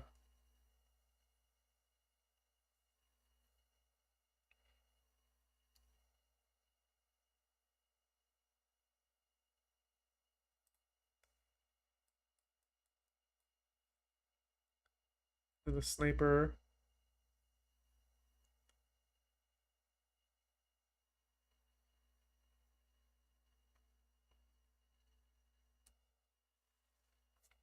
I mean, it's probably Jhin, but like, now we have too many carries here.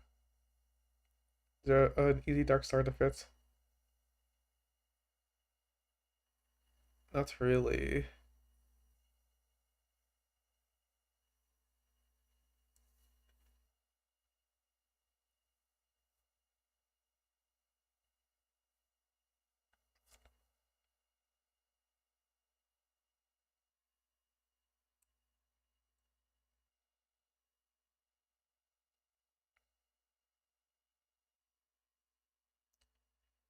I mean, you could just ignore that. And then just play like +2.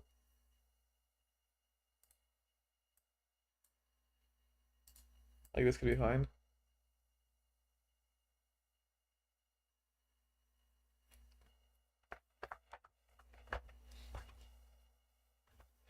And like Stargazer Bastion is pretty good. The rest of these aren't that good, but you have high quality units for the most part.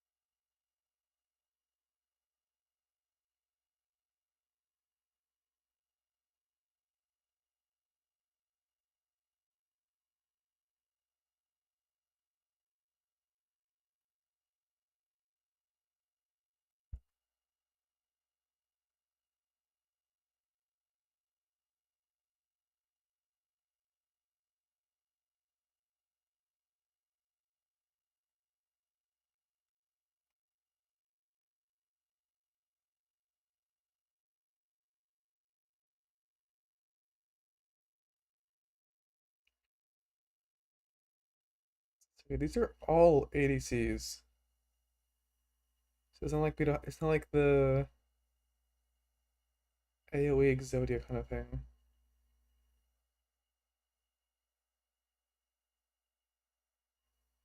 Would that even be possible to make in this set?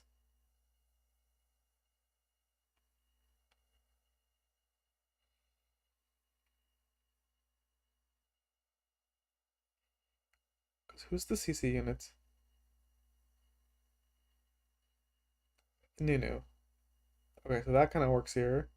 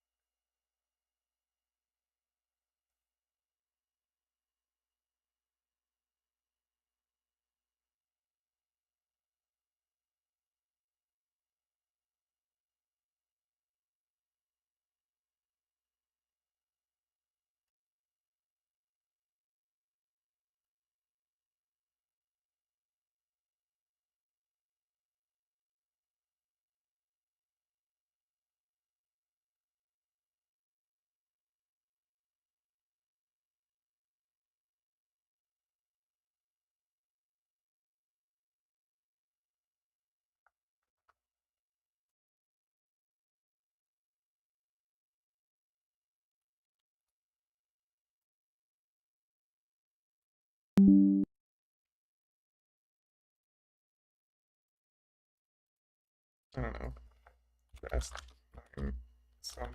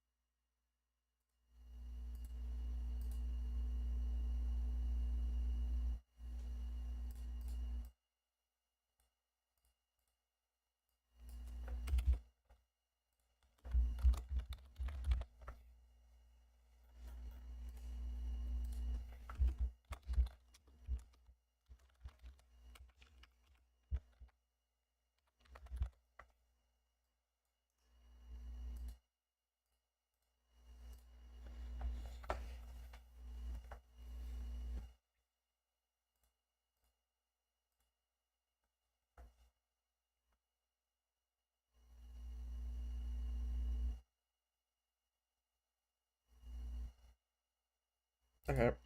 So there was this Samira comp. I don't know if this is the best version of it, so I need to look. But she has the knock up passive, so let's look at all the knock ups in the game and see if there's anything that's. Nope.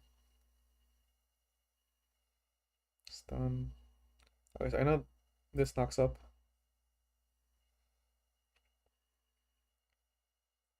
This also knocks up, right? Knocked up. None of these do, right?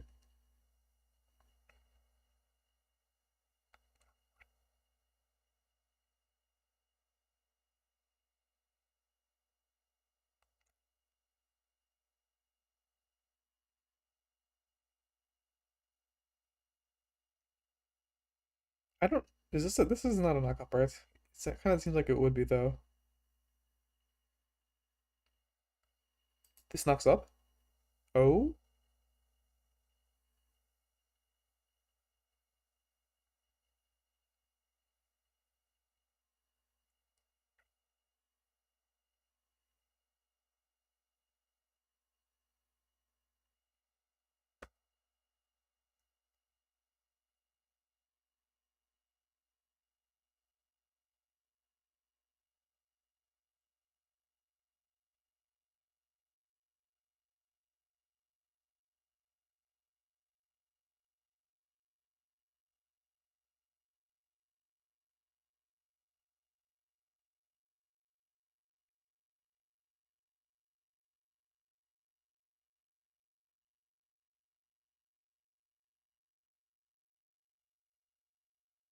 Briefly knocking up targets.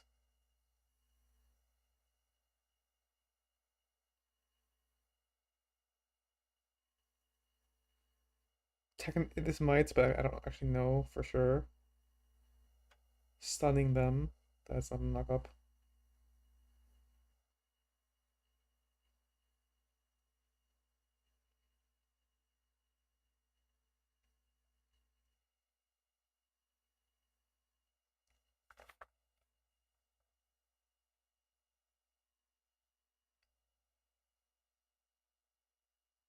Does this pull count as a knock up? That's the question.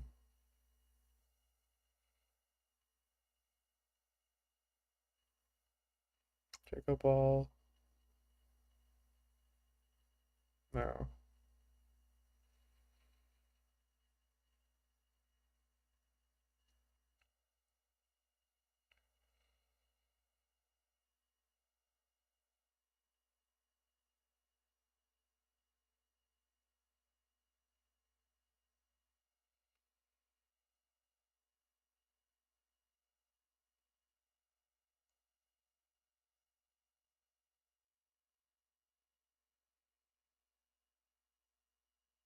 Briefly knock up.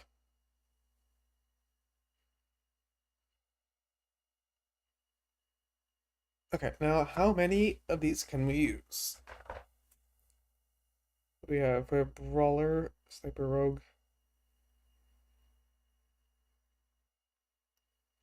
Sonic Voyager.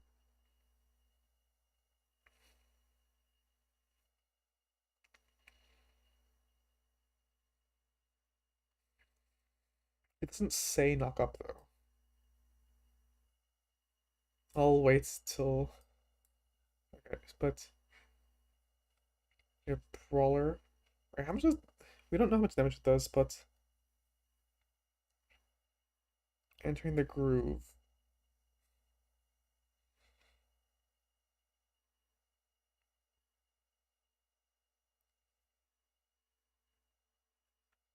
Meeple Rogue. There's no trait alignment.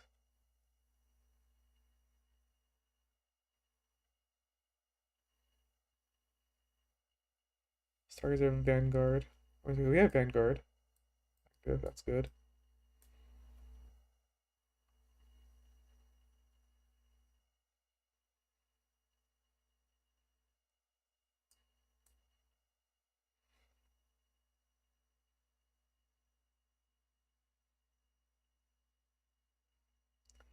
Things these two don't have any connecting traits.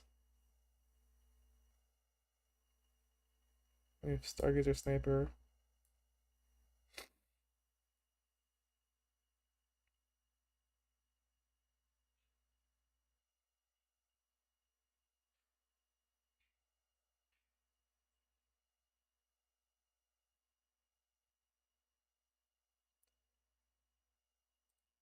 Rogue, like something like this.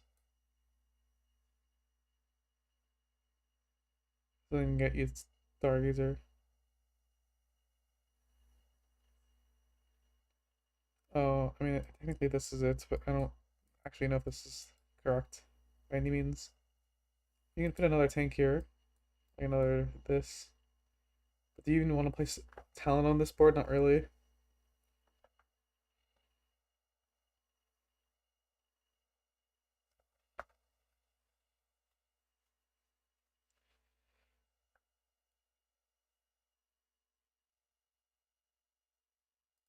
Like, what is this board? Okay, so this has the Blitzcrank.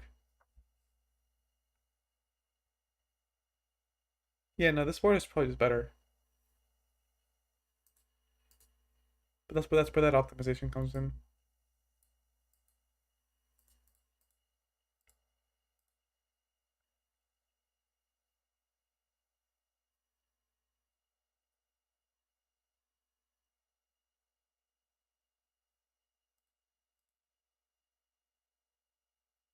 Okay. More rerolls around these units.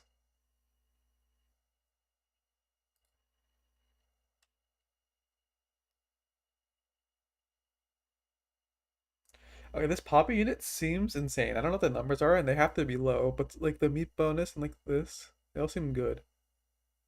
So let's revisit vertical meeple,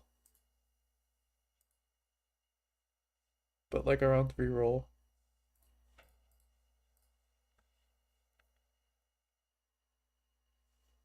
We got a replicator.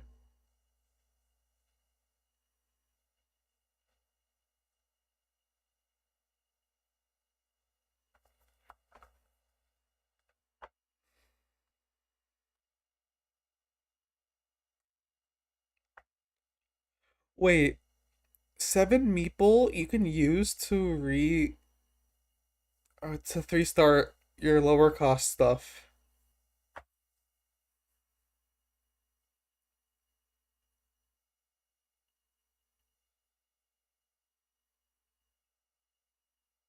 What's my meeple comp look like? Or in game. Side. Draven, you're looking at each other and you're thinking, come on now. This used to be my comp. What are you doing? Oh, Revan seems quite in distress here. He's really far behind the ball compared to Lee Sao. I feel like he has to pivot off. And what are we pivoting into is the question, because so far we've seen Revan try to work around so many of these other things, but never really ending up in a spot where he can really find that comfort unless he can get to that fast 9 tempo. But again, we're playing from behind. I feel like if you're a Revan spot, you know, contesting this game doesn't make a lot of sense. If you're in a bad spot, why not try to contest Saya instead? Might be the just the goal for him. Extend the series and see how it goes from there. Oh, we are level 5. We don't have an item onto this Draven, meaning that we're not unlocking Darius. Now we have a Scion, so we could be considering it once again. Probably waiting to see what the items are for him. It will be a 2 cloak drop here from this neutral round. Oh man, it's going to be a very curious adventure to see where he ends up. I love curious adventures. Me too. Yeah. Yeah.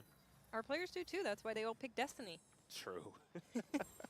This 3-2 augment, though, is going to be very important, especially if we can get more variants or people take more Destiny augments, or we get Prismatics would be a fantastic way to push this game into hyperdrive.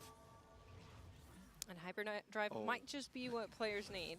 Look at what Saya's doing. I was thinking about this. You should level to 6 here in case you hit forward thinking. So he knows his win out conditions right there. Straight level. He's such a killer, man. Man, playing for those outs is really what separates this, or like buying your whole bench so you can get Dumbify or Golemify in a great spot to have an incredible amount of HP. Our loose streakers are continuing their journeys down the leaderboard and losing so much of their HP early on into the game. Is he going to get rewarded? It is gold. The lobby is starting to sweat. Can he find forward thinking? Explosive growth instead. We are going to push levels so incredibly fast. Well, I like the idea, and I like the execution thus far, but I will say we've seen lobbies where players that have aggressively gone for XP in the end were unable to cap their boards around strength because they were missing combat augments. That is something Zaya needs to be cognizant about and needs to think about as we go into that very last augment. Of course, if you have a lot of items, you can kind of counteract that, but only so much to go around. True. I think the job for the rest of the lobby is match tempo. You know, currently he's one of the few players on level 6. Mori got the memo here. He's also leveling on 3-2. And you have to be able to take down his board. If he's stuck on level 8, that means he can't go for the unlock of Rise. That would be the ultimate win condition for Saya.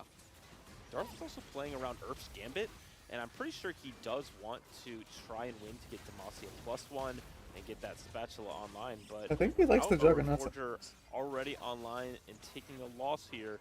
Not looking like it's exactly what Darth wants, but maybe he's just going for Juggernaut Garen once again. He's just going for Juggernaut Garen. Thinking about that one. Running it back. Across our lobby, we have our other gold augments. Care package for Aaliyah being a very good one for scaling. We do have the pan come through, and I'm imagining we might slam this right now. Oh! Main 2 instantly means that we are incredibly stable right now. Juggernaut emblem coming through. This is, we are running it all the way back. I do have questions if this is a comp that can take a first place here, though. That's He doesn't kind need of a the first important place though. thing for Darth Nub. Oh Maybe well, his game okay. plan is that someone else will help stop Saya. Yeah, no, I I'm mean, just gonna yeah. try and I think tempo the other lobby people away are. from him. He's trusting that other people are gonna go for it because I mean, other people have Revan has better. Draven 2. We did see on reason the other to side, go but for Lee first. Xiao, we're continuing that streak. It will be 8 in a row. Actually, No I think one Darth Nub is really like the even close least. to as strong as Lee Xiao currently on the stage. We took another combat augment. Like it's the least giving us important a for bit him more to go to tankiness and for also first. some CC to start off our fights. And Because you have 4 people it'll that be a can't get great into setup check, for them to hopefully continue this throughout and then stage 3. everyone else is more points than him, I feel so like Maury's board is make believe Darius LeBlanc. they Anyway. need less Does have the points. Exact perfect BIS items Wait for a the second. Darius. But the So- units are missing. You just want to stop the Ooh, tournament she's from a unit ending. now. Gotta respect her. Oh, maybe not. It was Maybe not. scarily close. I'm not gonna lie to you.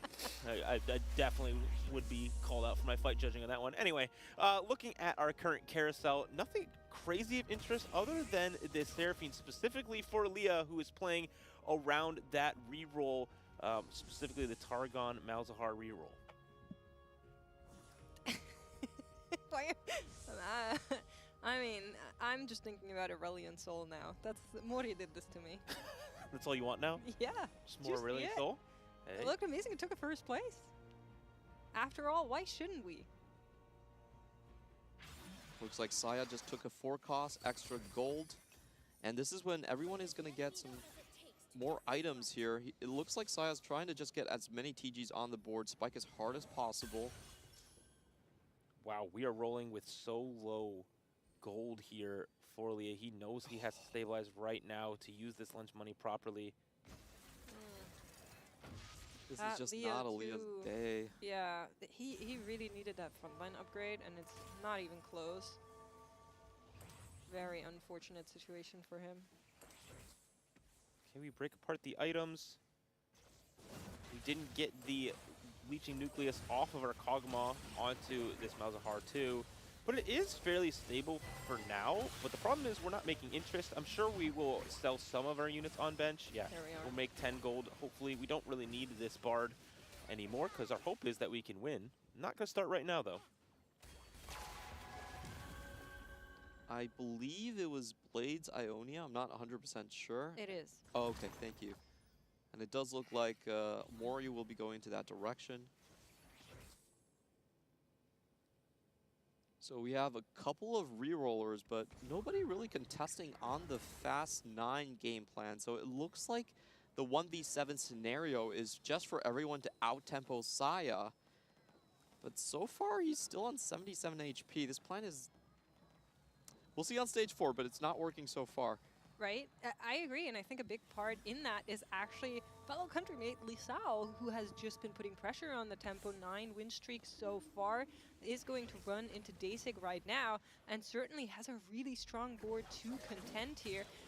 As we mentioned, all that tempo is only going to work if you're then able to assemble a really strong board, but if your competitors come up with a really strong board, then you're going to stand in the rain a little bit, so I'm not sure I like this game plan from Zaya.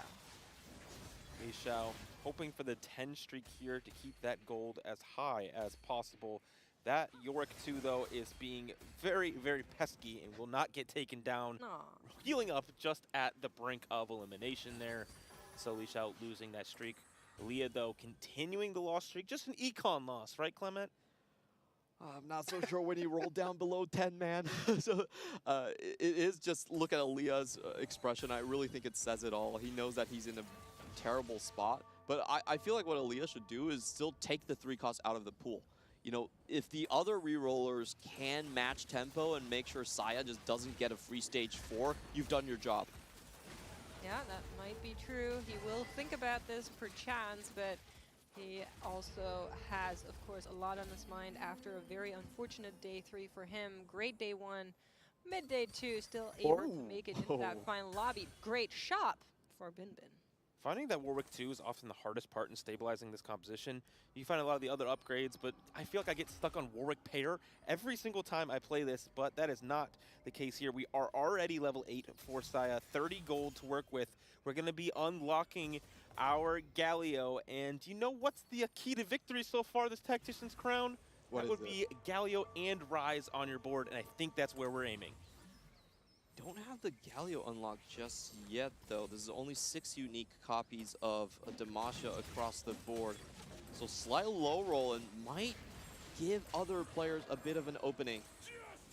You know, I'm getting an eerie deja vu of the title final where we kept doubting his game plan, even though it looked like it was written on the wall already. We'll have to see what this next set of Aquans is going to bring, and whether or not it will be a salvation or maybe a wrench in the way for Zaya. No growth mindset, no growth mindset. Please, no Priz. That's what everyone's hoping for. Okay, we escaped the Prismatic. The good news, maybe the bad news for the rest of the lobby, is that Revan is on his comfort comp. He will be playing around that Draven and Darius Gilded this game, Steel. so he's hoping Oh, for a low contest roll. there. We do take Whoa. Gilded Steel and don't really get anything that's extremely valuable. Yeah, misses the Shyvana. Just Miles pure 30. econ coming on the way for Saya. And unless his roll down works really nicely, I think we might have avoided disaster. Well, somebody else who has found some upgrades is Elia. We were talking about the fact that he should at least keep on trying to take those units out. He was able to get that Malzahar 3 on board, still missing that Leona 3, which of course is a core part of allowing the Malz to buy time, but we do have 2 duplicators, so we could just slam it and get her on board. I feel like he must have 3-3'd into something he needed. That Yeah. was an insane jump of copies right there. We believe he got Malzahar and Leona from 3-3s, so that's fantastic for him. I feel like this augment is so good in the spots where you need it the most. It gives you a lot of gold regardless of what happens, and also takes 3 costs out of the pool. There's really no negative in taking that in the spot where you're re-rolling 3 costs. Well, the lunch money certainly is going to help us get back a lot of that economy that we lost. Zaya Yeah, Leo another finds loss. one I more believe this is copy. the most I've seen him in He's this tournament. super chilling. In terms of HP, he's one of the players that really likes to play around those early win streaks, a lot of HP preservation. We've been seeing that again and again. And somebody else will be ramping up here. Oh, Binbin has with an early that orange. Jinx comp, and that will be Binbin. Look Leo at three? those Okay, elite he's just muscles. okay. I He's mean, Howard this is duplicator fine. Oh, slam? he sold the Zoes. He's I guess chilling. that's fine, but he has a cap around something else. I mean, he has Across the Seraphine lobby, too. That Saya also works. Falling quickly, 5 losses in a row. Did roll a good bit to try and stabilize, and didn't find anything besides a Braum 2 in the front line. We do have Yeah, I Galio think that's now, fine. so that is huge to have that additional unit coming in from the bench. But the carry is just not really there for Saya. This will just be Lissandra 1, and it will not be around that Lux that we usually see with these boards. And we're seeing Saya actually not roll more. He's trying to see Maintain how econ much so that the he can moment get he away hits, with, maybe find something on he the can level. carousel.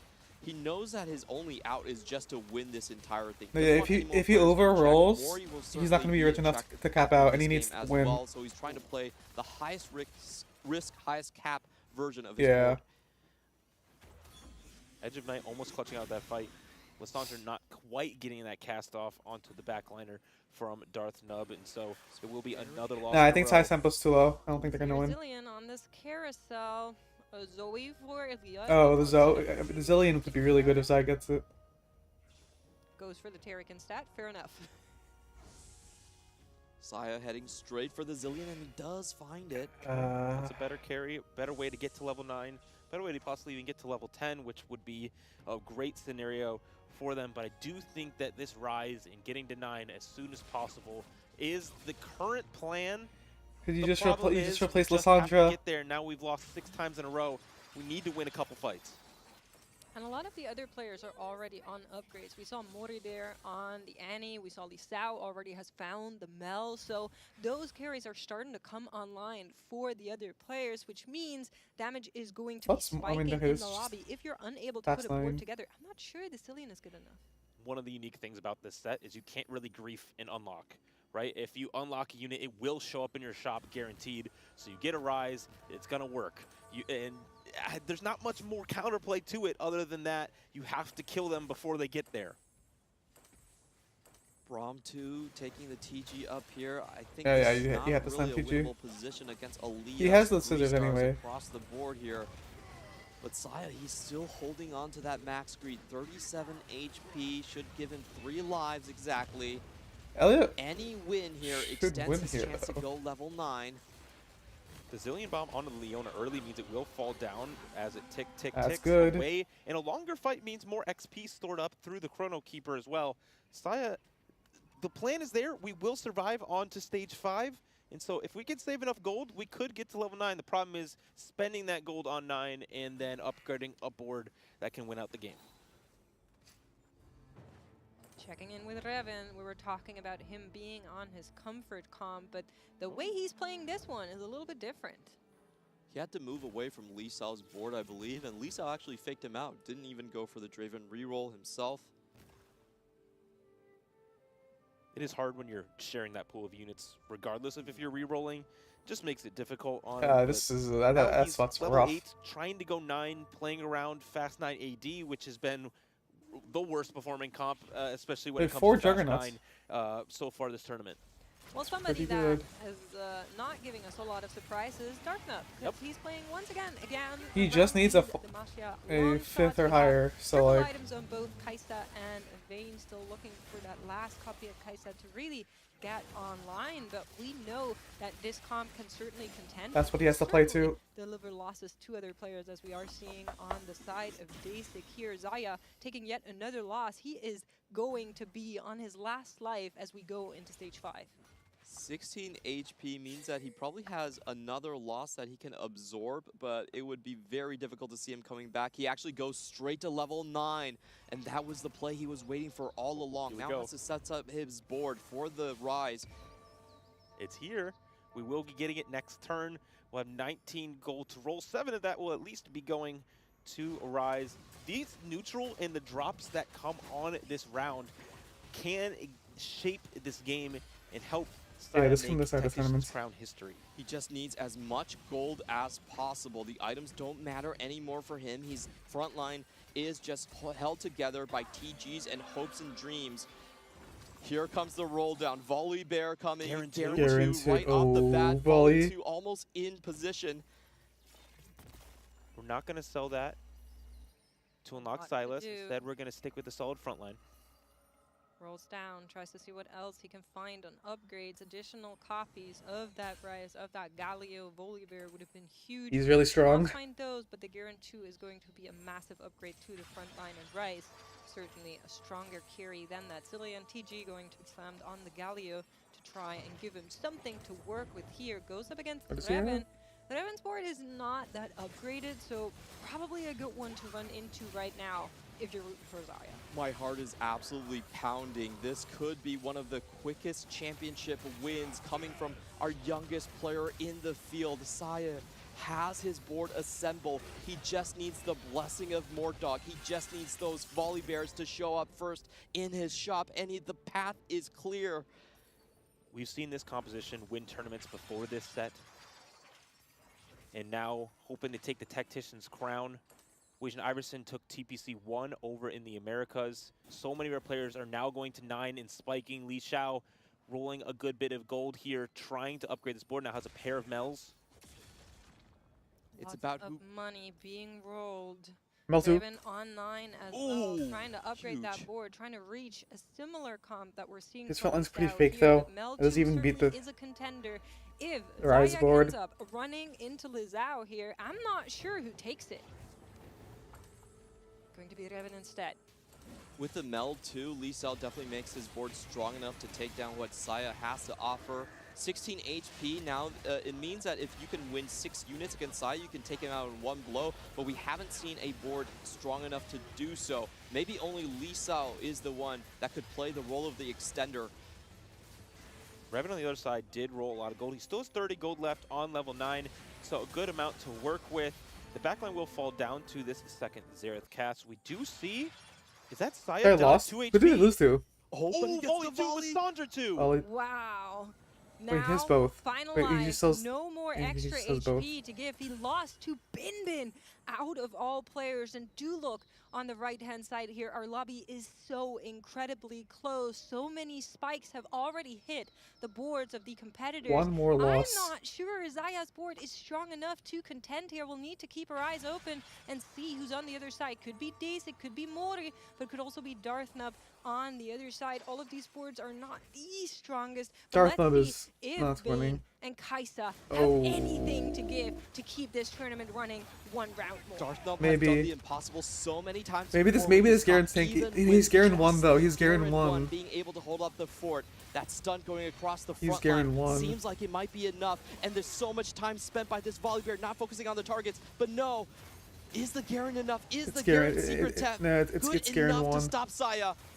There's just no Garen front 2, line he might on the have been side able of to. Darthnub here that could be anything in Yeah, Zaya's he doesn't path. have The first Garen player 2. eliminated. Revan knocked out in 8. That opens the path for Lee Stao. They were sharing a lot of those units. It is on his shoulders now. Massive potential gold injection for Saya. He should be sprinting for a 5 cost here. Mori also one of these players that has a very high cap, playing around that Annie, which is another recipe to win games. Bin does have that Jinx 3 as well, where Lee has hit his whole board also. And so there are a lot of players in this lobby that are very, very high cap, but Saya has the opportunity to go above them if they're able to upgrade the rest Okay, of these units. Darthnub has enough Lisa health. probably I is the one with the think most he has a chance to take 5th him down here, secured, so we'll see maybe. what items he gets. No, he's a 6th secured, I think. Saya Someone with is going this, to die next Mori on round. the left. We're looking for any frontline upgrades specifically for Mori. We are very, very weak in that department. Ooh, being stuck on the Annie one. Doesn't look like Mori will be the one to do it. He will go into check regardless for him, but he Yeah, would have really preferred this board to is take down Saya in the process. not very strong. Lee Sao, for me, still the most likely one to stop this. And it is Mori- going to be oh, Mori no. on the other side. Mori's We were not winning talking this. About the lack of frontline, a familiar picture from Darthnub's board right before. This board will make an easy process of this frontline. Annie, one in the background, already down to half HP, will try to heal back up, but the Bully Bear's right onto her. Mori's backline does not have anything to give here to try and stop Zaya in his path. Volibear's so good with this TG as well. Dasik also falls out, and so we 2 more players eliminated. EMEA continues their downward trend Okay, here Darthnub's in in the check. standings. And CN Sai is just needs to rising, lose. rising, and rising, trying to end their drought.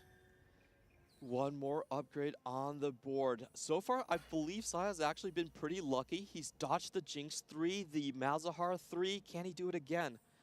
He had the Jinx 3. That was his one loss that he had, but he has been dodging. I think he Aaliyah beats the a little Malzahar bit. now. He's on a 9-win streak. If Zaya is running into Aaliyah right now before he can find the upgrade onto I this think Ryze, this could Darth mean with everything, Garen but it is going to be Lee Sao lane on the 3 other side. maybe He has can upgraded his win board quite a bit as well. until he This hits is gonna be the until Sai hits toughest Ryze test 2. coming in for Saya. He is lacking a lot of damage from his Oh. backline. Can this Mel absolutely just The delete the Volibear? Xerath ult does not take out the Ryze, and the backline has to be the biggest story maker here. The Second- frontline Ryze has does been so crumbling much. Xerath for cast, Xerath Zaya, cast, Xerath cast. and Execute goes through. The Xerath and the Mel settle up. Oh. They're just immediately wiped from the board, and Zaya takes out Lee Sao. The burst was not enough. Relying on those TG rounds means that Saya survives and then Ryze. Even though he's not 2-star, he does have the execute from the Demacia to take down the remaining carries. The main character that stands in his way is the 10-win streak from Aaliyah on that Targon Malzahar reroll. The good news for Saya's board is there is high wrap potential from this Volibear to get to the back line. They need to not get wrapped. Already hits that vein as well. No Garen 2 is going to be the huge part of this board that he needs to upgrade in order to find success. I don't see how Darthnub stands in his way. They let him go Garen, past okay. the PvE round, dodging Aaliyah again and again. This could be his championship to lose. If he finds that Ryze too, it will be over for the rest of the lobby. but he probably like still adaptive, right? hasn't found it. Is not even close. It's on a single copy, getting closer to Yeah. the Galio at least, but he would really need that rise to manifest his board as the strongest in the lobby. Let's see if matchmaking is in his favor once more as he ports on over and runs into Darthnup, probably D player in the lobby that he can still beat. Bin on No, the I don't Jinx, think. Leah on Or the oh wait, target. that Can he already took take so down much damage. Victory? TG on the Volibear is extremely That Garen good died here, so and that is fast. going to be a huge buff to Saya's board onto the back line. The Kai'Sa does dash away quite well, but Darthnup's board does Wait, not Sai stand just up. wins. Another top 4 puts him in check next game. More importantly, Elia has taken down Bin. Elia has to it is save the only lobby. between Emias, Elia, and Cien Saya on who will end this tournament. Holding the for Rise. now. He has a rise that he's holding. Thank There's actually 4 God. rise that he's holding. Elia playing heads up, playing spoiler. He knows what he Okay, came but here he to can't do. get wrapped. He needs to not get wrapped. Elia versus the unstoppable demon Saya. He's been playing dodgeball He needs to not get so wrapped. well, avoiding defeat again and again. But this is the hurdle he has to pass himself. The TGs do not look as good this time. Braum actually taking offensive items. Is the executes enough to pull through? Favorable TG roll on that Volibear on the right-hand side, but the Maltahar and the Zoe, they're far away from the bear. Can they Yeah, they're take pretty down safe. this front line before he reaches them? Huge stun! Rise, The front line throw goes in down! Distraction, but there's nothing there to The protect most them dominant anymore. run in Tactician Saya, history. with this run, Hold on. takes Elia down a peg. We still have another life left. That wasn't No, even Saya close, though. wins. It was not. The TGs are a huge, huge thing here, and we do have a better He one can on sell. Braum and Galio 2 in shop. Selling this would be 8 gold. Galio 2, does he have a remover for the TG? That's another huge spike. Doesn't look like it. The battle of the droughts. Amiya has not won since set 3, and now all the hopes are in Aaliyah, where Cien hasn't won since set 7, and Saya is looking to set history here in game 4. Playing in front of his fellow countrymen there. He doesn't in know. Guangzhou. Elia doesn't Everybody's care about looking to enough. Zaya to bring honor and glory back to their region, bring the crown back home, is what they have been saying. Can he Galio's do down. it as the front line on Elia's board drops lower and lower, has taken down Volibear. the Leona already. Rise in the back line, tries to Wait. keep going, but the Mulder Wait. and the Zoe are still alive. Wait, yes, And Elia yes, keeps this tournament yes. going. We will keep Oh. playing. Game Oh. 5 to come. Aaliyah saves the whole tournament in the hopes of everyone in this tournament and ending in just 4 games. What an incredible, incredible game Oh. from Saya. So incredibly close. And that really came down to a lot of the TGs. This time, no tank items on the Volibear. The Galio drop point was actually a little bit off, went straight into the left side, died immediately. TG rolls, hopes and dreams, and a great defense by Aaliyah to keep this tournament going. The heads-up play to Yeah, the realize Sai he's guy is looking too for this good. It's rise, just- it's so unlocking the scary. rise himself, even though this comp doesn't necessarily play into unlocking that, he does it. Takes 4 copies out of the pool before Zaya even stands a chance to get there. The only way to stop this man, and he has yet taken another top 2. And that's what makes these players the best in the world. Aaliyah knew exactly what the win condition was, and he denied it. Rise 2 would have won that fight, and it did win the fight before, just on Rise 1. If he would have hit that, it would have been all over. And instead, we're playing more TFT, and more players now have the chance to take the Tactician's crown for themselves. So many more players in check. It's no longer a 1v7 game. Everyone is looking after their own game. Dark Knight plan needs to play for coming into the first, next round. which means Honestly, no more I of don't that know if you Damasha. can feel it at home, but hearts pounding through the Unless you play the chest Damasha here as Rise. we were so close to maybe crown yet another winner, and the field has swung wide open now with more players in there. Mori at least is going to be on the cusp there to try and get this win in. It is going to continue to be amazing. We've been seeing So, just 4 players are in check? top-notch S+ tier TFT here at the Lorne Legends Tactician's Crown, and we will keep it going. We'll be right back after this short break. Stay tuned.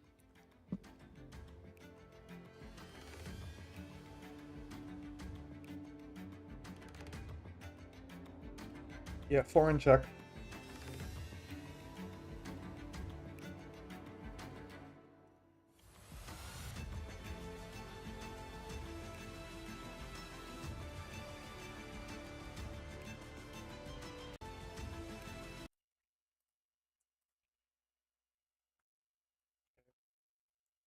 So meep bonus.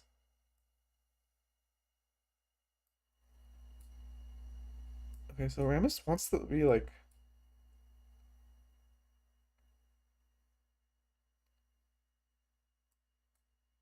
solo frontline.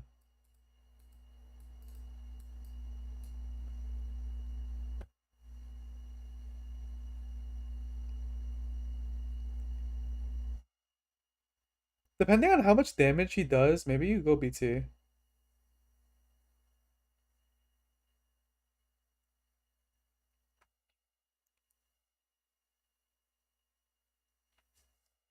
Yeah, this Poppy here.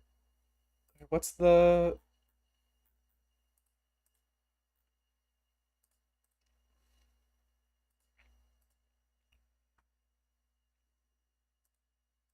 Maybe just play 7. Yeah, for sure playing like these. Which is pretty good. I think these are the least likely to be played. My thing has the... Okay, what do I have? I have Fizz.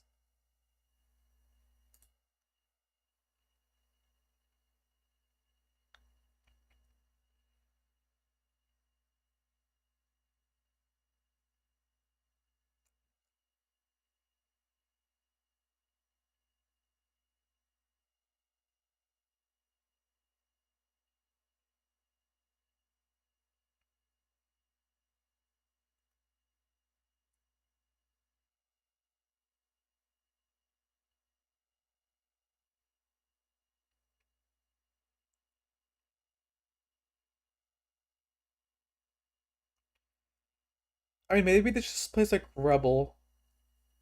In which case you drop this.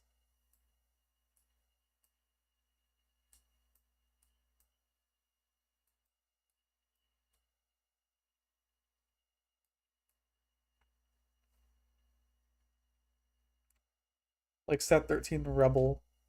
You just play this.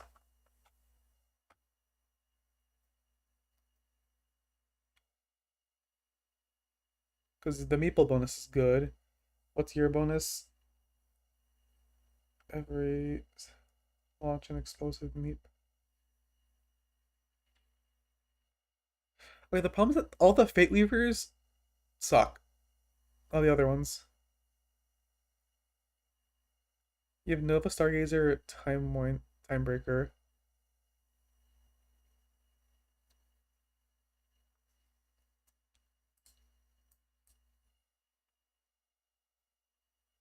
So like the Riven would be good here, but you're playing like... Okay, I think Meeple Spat is actually quite good.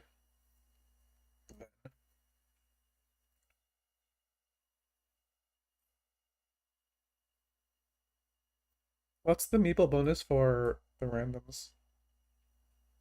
I guess that'll probably be revealed later. Like for the emblem.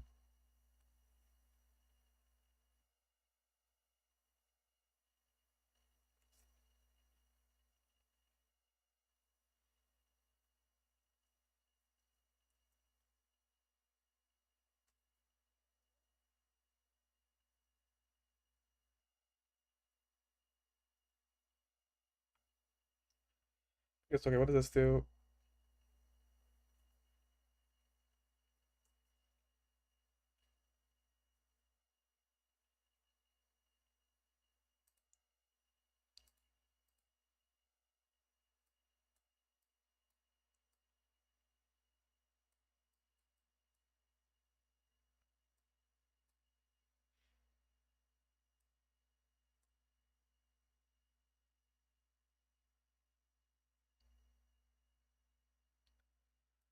The more of these randoms we can drop, the better.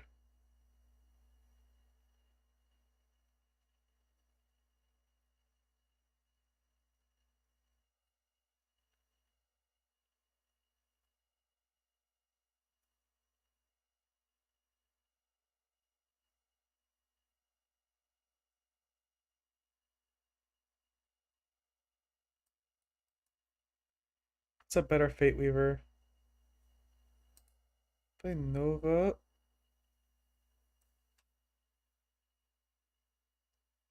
Problem is none of the traits connect. I can't play this. TF, Stargazer, you need the 3 units, which also is not very good.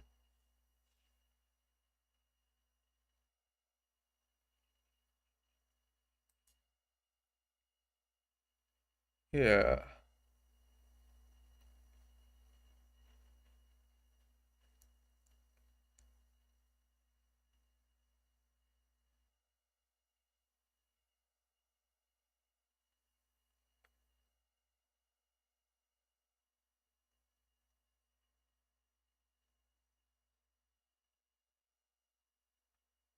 But the other route is doing that.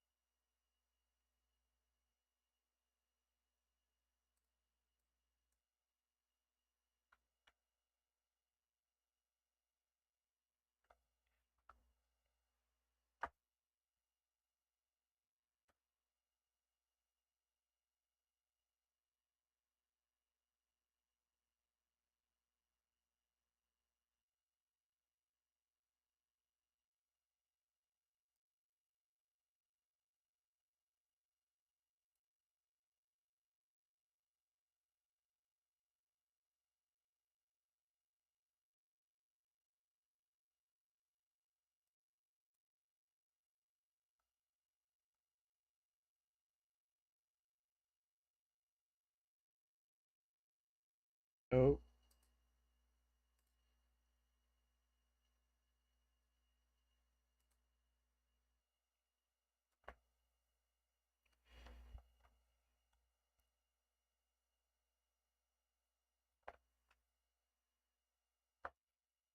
Back?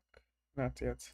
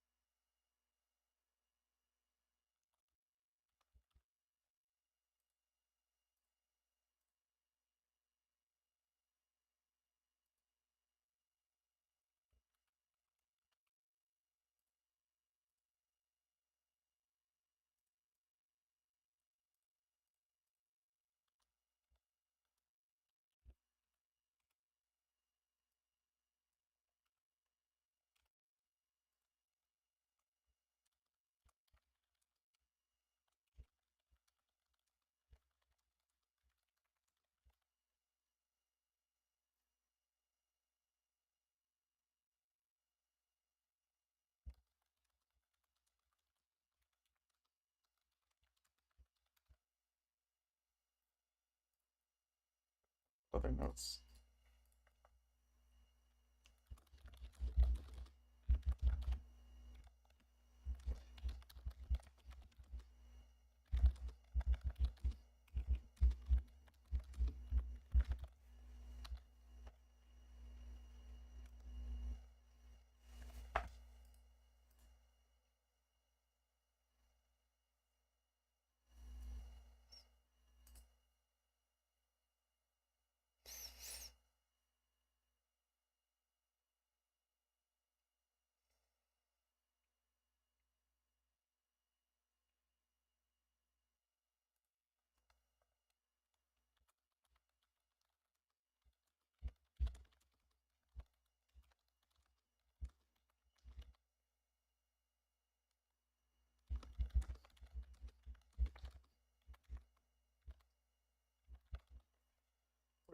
We're in.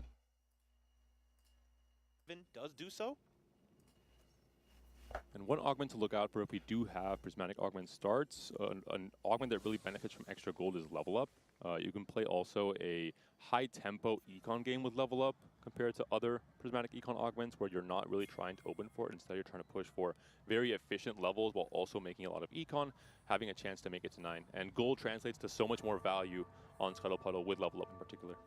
Any of those augments that are going to enable you to actually get to those I mean, higher okay, you caps, have to play Fast I 9, think right? we're definitely looking out for the XP and the gold Unless it's like a generating Giga augments. Exodia But Darius there are spot also or other like. ways that you can play to reach those higher heights. That's going to be maybe around Everyone's just playing for Rise. items, maybe around having Or an like maybe artifact from maybe something Asol. like, Maybe Mori wins with the Malal's Asol again. Remix Rumble win. They're forged in strength.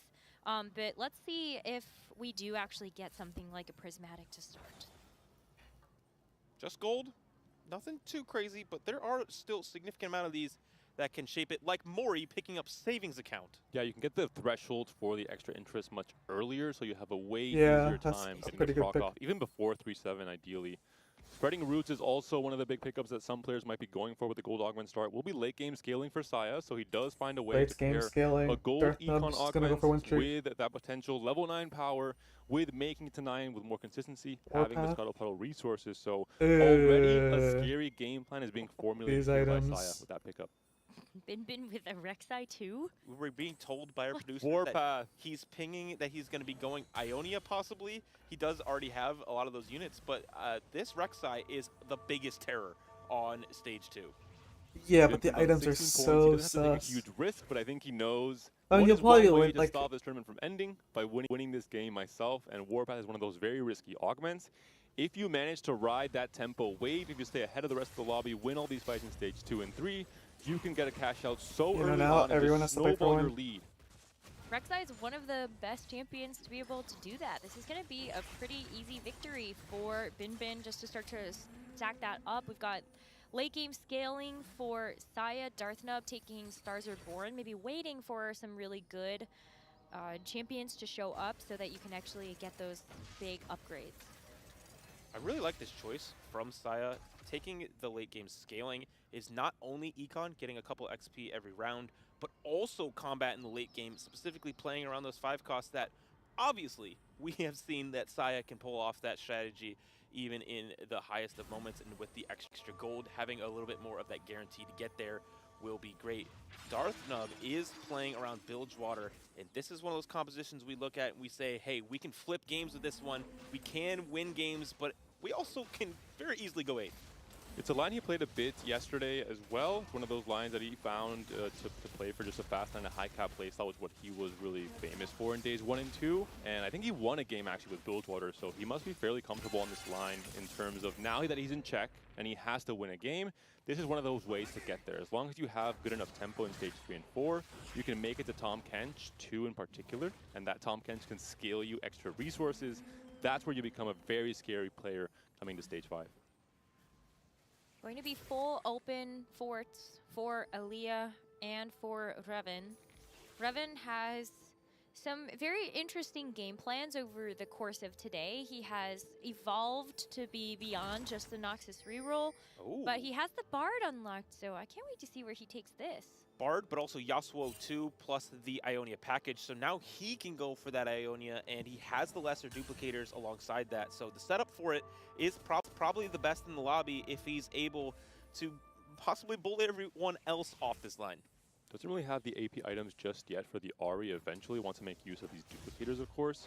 But we'll have at the very least some AD-centric items for the eventual Yone on 3-5. A little bit out of Revan's wheelhouse, but still a 3-cost reroll. I think he wanted to play this a bit yesterday as well, so should be pretty happy with the spot.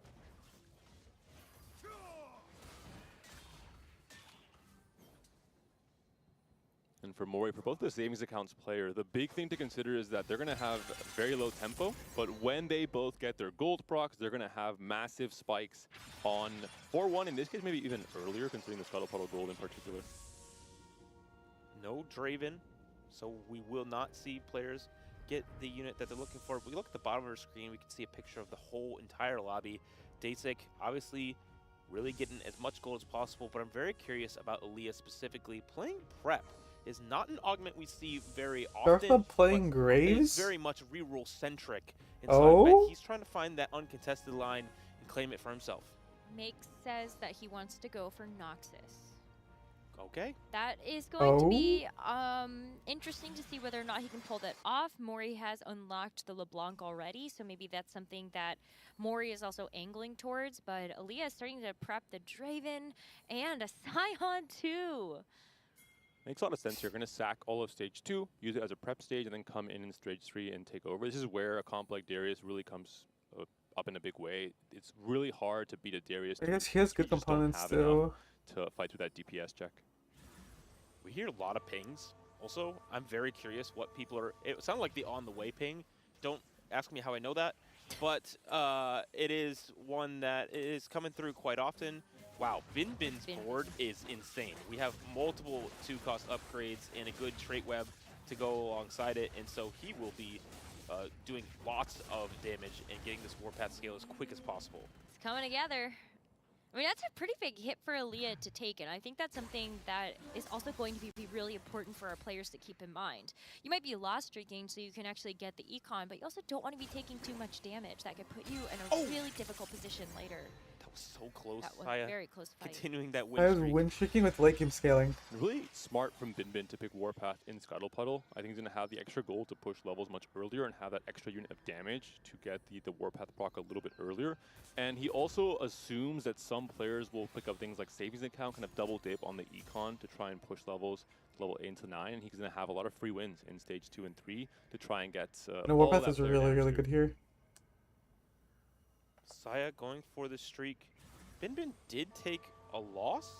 I'm not sure. Wow, level 6 from Saya on 2-6 to try and guarantee the 5 streak as well as just have the dominance of this lobby coming into the start of stage 3.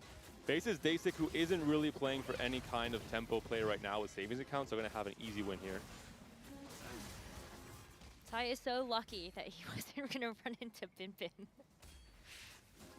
It looks like Darth Nub did take a quick win as well, so they have stabilized around what they've played around with the Bilgewater specifically, and so 5 win streak and 2-5 loss across the lobby, both at 69 HP, and so more resources are on. Wait, I want to see the Darth Nub Graves reroll. All the prep stacks now Because like for Aaliyah, technically getting it the Draven does in. cap well, And then for Revan, but you I need mean, so much tempo. You need What are you gonna do? I guess you could still go Ionia, but you kind of want to make sure that you have the items for it too. Hoping maybe another sword gets dropped from the crabs.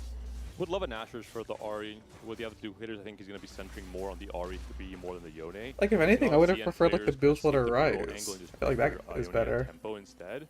But with the duplicator pickup, I assume aimed at a Darius, now he kind of has to play for the RE3 instead. And he's going to have a lot of gold to work with. I think he even push 7 on 3-1 if he Basic wants. items but most are... likely 2 to have an early they're Yone fine. unlock. Like, Nasher Void, and then start to stabilize this half board the even more. JG. Savings account does raise your interest threshold to 70, and so we're able to sit above 60 if he does desire. Also, having this Ambessa and bench does open up a lot of options into the late game. I'm very curious what Saya is going to do with his game plan. He has a win streak. He's right now holding a lot of units to play towards Demacia, but both savings accounts players, they are most likely playing into Demacia. They're going to have a lot more gold to work with as well. Lisa was also holding kind of Demacia-esque units, so it would be quite hard for Saya to break through and play a 4-way contested Demacia in terms of the Garen upgrade. In this exact position in game 1, Saya pivoted into more of a Mel flex, and I think he's been quite happy to play uncontested, so I assume he will try and pivot out of Demacia altogether coming to stage 4. Or just hit. Or just hit. hit. That does seem to be the actual thing that Sai has been doing the whole tournament, because it does take a good game plan and, you know, a little bit of luck with your shots to make it happen. But the 3-2 augment here will be huge, especially being onto our Scuttle Puddle. A prismatic augment. Wow, that was Goes for indecision. pick. Really interesting. The extra gold here. We're on a 6 win streak, so not going to be able to get any power from this prismatic. Most likely should lose the win streak because of that decision. Yeah. Big win condition. He didn't have good for augments Darth for Nub. win streak, He though. has gotten Or, like, win out. He'll like be for looking power. to go to level 9 and then straight to 10, and I imagine for that Baron Nashor. He is playing the Bilgewater line now, so it would be a very hard pivot, but not impossible, considering that that is one of the strongest boards you can possibly assemble on 10. But I also can't you just like play Bilgewater into a point where you just get a bunch of legendaries in? The problem is, if you're just pushing to 10 itself, going to 10 and having 10 rolls does not guarantee you stability if you have just all 1 cost on all your legendaries, whereas the Baron, just the Baron himself as a 1-star does offer you a few rounds of a lot of stability on, you know, 4-3 or 4-5. Do you also see Prismatic Ticket coming through for 2 of our players, Bin and Mori, both playing around that.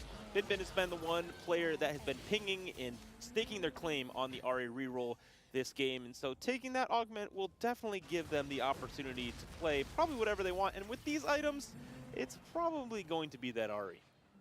So there's a team-up approach here in terms of how these players will try and stop some of the players in check. Some of these rerollers like Aaliyah, like Revan, and like Mori, they will try and just play for very high tempo at the end of stage 3, start of stage 4, and tax anyone that's trying to greed and not roll at all on level 8 and try and go directly to 9. What we saw with Saya in the last game, for example. But it's also so tempting because you have this nice little looking front line. Do you ever take those items and maybe you think about the Zoe instead? There are quite a few players that actually do have the Ionia units on their board. Maybe you don't want to actually play the Ahri. I think it's possible. We do have the Splittering Spines being a good secondary option other than the Leech and Nucleus for Void, specifically on that reroll. For Revan, though, now he's stuck in a hard spot, and it really does depend on what these rerollers do. And I think he's aiming not for a reroll here in this stage of the game, and could be. I have no idea where he's going to end up. He just pushed 7 early for the unlock on Yone for this next turn on 3-5, and then that I assume will be a big roll down, both for the Ahri 2, both for the Yone 2, ideally, if he really high rolls. Wits End is actually a very good item on this Yone as well, because he is a very unique unit in terms of itemization, where he's kind of an auto-attacking care, but he has some AP scaling as well, so the Wits End will be quite valuable. Saya and Dasik are going to be able to pick another augment in just a couple of turns, so we will have to keep our eyes on what they decide to go for. Dasik with the savings account, I mean, there are definitely some ways that he could take this. Similarly with Saya, maybe he just said, I really want to have some econ here, get some scaling in, so it can pair nicely with the late game scaling. The Nashor for Revan here off of the belt pickup. He, I assume, will go for a big roll down. Dasik and Mori will probably roll down on 3-7, and we'll see which one of them can find the Demacia frontline before the other. Yone on board. Ornn also found, which is a great way to scale into the late game. We have a pair of Yones now for Revan. Where are the Aries? We're missing the key unit that's going to be a carry in the back line. Swain is a great addition as well. Pretty nice pair. I don't know how Revan Wow, always he does got it. He the always hits Swain Swain Sorry. 2 before any other 3-cost upgrade. So many games we've seen him playing Darius, he hits the Swain 2 before the Darius 2. I am very confused at his unique type of luck. Wow, what a big hit. No Ari though, not even a single copy is pretty tragic. Yeah, no, he for cannot the game play plan it. He has to play. He has one copy here.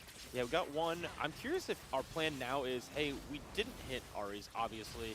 Do we just duplicate this thing and try to play for 9? Yeah, I he has to think play for so. Arcanist. Because I feel like at this point you don't really have a lot of gold to actually finish the roll for. So I would personally rather see Revan save it and try to get to Just play level Arcanist. 8, level 9. Had he found a Yone 2 on this roll down, I think that would be a guarantee, and you have a chance to fit in the Ornn. Sold off the Ornn there, so that indicates that I think maybe he will continue. Oh opting to my roll here, God. But I think it's a tough decision. He's torn between this exact situation in his game where it's not as clear as we would have expected. Oh, Win out. And now it's being another option for Dasik. With the amount of gold in this Coronation's lobby, pretty good. I mean, it is basic. Coronation's the safe choice here. But Dasik needs I mean, safe. what's You know, that's kind of the thing. Oh, Sweet Treats, I guess, is also pretty good. But he has 12 points. He just needs to get stuff. Saya gets tiniest Titan, gonna have more gold and more HP to work with, so no matter how many players tax him in stage 4, we already know he's going fast 9. Wow, late game scaling into Indecision, into Tiniest, a lot of extra gold and Scuttle Puddle as well, so I mean resources is certainly not gonna be the problem here for Saya. There is definitely a reason they have top 2'd 10 games in a row at the Tactician's Crown, and it's because they know how to get to this late game and then play around it once they get there. And the thing that they've done with their augments this game is basically guarantee that they will get to those high cap boards. Mori has 100 gold, by the way. That's the savings account, I think. We'll see the roll downs now from both Dasik and Mori as they get into the Demacia. Dasik could consider just waiting here, staying on 70, getting that greedy 7 interest for one more round, and then really pushing it on 4-1. Mori seems to be doing the same. They're trying to really get the maximum value here. And Mori also has prismatic tickets, so potentially a 3-star 4-cost could be the way he tries to seal the deal in this game 5. Yeah, but what is the uncontested line here for Mori? We're going to have to find out because so many people pivot their board Shadowwild? based on what they hit. Yeah, but we haven't had it unlocked yet, so this is... Oh, man. Listen, it's going to be the random MF3 that no one is playing. Oh, Skarner. Skarner 3? We already have 2. Totally. Dasik hit Lissandra 2 already. The roll down commencing on both sides. The Braum 2 as well for Dasik will provide a solid front line. And Mori's going to hold every single 4-cost he thinks will not be played. Really just trying to go for a 3-star 4-cost right out of the gate, ignoring any kind of traditional TFT game plan in the process. He'll play anything, right? Yep. I mean, Yunara is also a pretty good one to consider. A lot of people have been allergic to her, even if they are playing Ionia. I think Revan will find a spot for Yunara on his board if that means he can stop Mori from going for the 3-star. I feel like, though, when we look at some of these gold totals, I mean, Li Cao is also a person hasn't got to 8 yet, but that must be something he's going to consider soon, especially with Invested. Across the lobby, Darth Nub looking like maybe he has his streak snapped as well, but 2 other players now on fire. So we'll wait for our scoreboard to update to figure out who exactly those are. But towards the bottom of our tables is where things get really interesting with Li Xiao and Mori. And our final augment, possibly of the whole tournament, being gold. Gilded Steel being a very, very popular for so many. Once again, 3 threes for Aaliyah. This time he does not high roll any of those Noxus units. It's the GP, the Ari. Doesn't sell the Ari, knowing that potentially Revan is trying to look for these copies. Will wait until the very end. He can make his odds of his rolling a little bit better as well by holding them. Could sell Emilio, though. Darth Nub also found Spirit Link. So playing around low HP, going to level 9, then level 10, I'm so curious where he's holding on his board. We do have a Rift Herald. We have lots of the Void units unlocked. He is playing that game plan that we saw Baron. win the Paris Open earlier, actually last year, late last year, and now hoping to win the Tactician's Crown. There's a Rift Herald on the other side. Binbin had held onto those units for a while with that early Rek'Sai and Cho'Gath. He So just you needs to already save health. have the Rift Herald too. Very good front line for Binbin to be able to use to actually try to transition through this middle part of the game. You can see how much tanking it's done for this Kai'Sa in the back. Any fight that Darknut can win on his way Oh. to try and push for level 10 is absolutely massive. Very similarly for Saya, who's trying to push level 9, has picked up the Darkened Staff as his final item on the Lissandra for now. It's expected that both He can Darknut and I Saya thought will attack lose one all more. their fights in stage 4, but any win is really good news for the game that they're trying to play. I believe they also had Belveth in their shop, which was the Void unit they were missing. So once they get to that level 9 and level 10, you need to have all those Void units in order to unlock Baron. And I hope personally that he has all of the Voids needed, because, you know, I think I've done that a couple times. Got a 10 and be like, oh, Baron's here. And I don't have that Rek'Sai that I needed, you know. It's fine. I'm sure somebody in chat relates. Mori's rolling. He's just holding all the 4 costs possible. He's on 4 copies of Seraphine, 4 of the Skarner as well for now in the Ambessa. No, wait, sorry. There's 4 Luxes, so just 4 of everything essentially. Well, I mean, at some point, your odds are going to increase, right? If you're holding 4 costs out of the pool, also holding them from other people. If there are people that actually want to try to go for the Lux Demacia game plan as a transition. Check out Lee Sao after this carousel. He's sitting on 80 gold. He has picked up Econ. He is pushing 9 on 4-5 because he's currently sitting at what could be 1 life. Even in stage 4, has the benefit of picking up the first of these 5 costs, potentially the Annie or the Zillion. He's playing around an AP shell right now. But that's where you would like to see the Luxes. He has 1 Lux, 1 Garen. He's not I think gonna this play line with Lux. might be sold the moment he starts rolling down here. He's going to have a lot of gold to work with all the invested rolls, explosive growth as well, getting closer to 9. That's true. Yeah, he's gonna pack It's a do or die Annie. moment for Lee Sao. He is playing a textbook 1st or 8th playstyle. He either stabilizes here and rises to the top of the HP totals throughout the next few fights, or he might even go out, either in this fight or the next. The roll down will commence. We have 19 free rerolls Wow. to work with. We'll hit a couple upgrades right Annie, now. Garen. Rolling down to see if we can get that Garen and possibly unlock Silas as soon as possible. Galio paired now as well. And Braum Braum. upgraded. So the front line looking good for now. We just need to find Are some we gonna back line. rise? And the test here is rolling just enough to win this next round, but also saving gold to be able to play around an eventual rise, which is the Yeah. cap of this Galio comp. Pretty Still a Lux 1. Wow, Still Lux Darth 1. at 10. It's here. Okay, we do have Leeching Nucleus on it as well, so it's going to be very hard to take it down. But the problem is we have no upgrades on this board, period. And so we are level 10. We have Spirit Link to work with, so if we take another loss, we'll just heal a bit more. But for Darth, we have 31 HP. That is 2 or 3 lives heading into stage 5. He might win and this Baron this game. on stage 4 is incredibly hard to beat. And a very important fight there to face Saya. The moment he has spiked, he is no longer just this free win that anyone can pick up. So really, really good news for Darthnub there. Binbid did hit that RA3, which is exactly why they were able to beat Lee Xiao's board, who now has Rise unlocked, 1 HP and a Dream, and a roll down to hopefully secure himself a strong enough board to put himself in contention to take the crown. That's a pair. There's a Galio too. Oh my goodness. Okay, sell the He frauds. can find the Rise 2 here. He can potentially become the strongest player in the lobby right now. He is really walking the finest of lines possible. We have to remember, no matter how strong his board looks, he's picked up triple econ, so he has no extra combat power helping him win those late game fights. Oh, And he's no. facing the Baron, the worst Oh, matchup possible he might be potential. dead. We'll see if the Baron can actually win out here and knock out Lee Sao in the process. We do have the Rift Herald 2 now, so a single upgrade coming through for Probably Darth, the second most and important it will upgrade. be the Baron now diving into the middle of the team, hoping to do an incredible amount of damage, shooting those spines out, but the backline is untouched, and the Baron falls down to the Rise, so it will be another life left for Lee Xiao. If the Baron dies before the Rift Herald, you know the fight has not gone in your favor. Sometimes the burrowing for the He's Baron still too will be live, too though. aggressive in the middle stages of these fights. Another PvE round to inject more resources into these players' games. Oh, I think that might be Mori. We're hearing a lot of pings. Is he getting closer to a 3-star 4 cost? Could just be Saya's spot as well. He has now gone 9. We'll be unlocking Rise as well. So Rise will be one of the hotly contested AP units coming to this stage 5, especially from the CN players who have favored it all tournament long as the way to win these games. I mean, it's a good game plan. So But far Saya's in just the hoping tournament, with it Lisha has dies.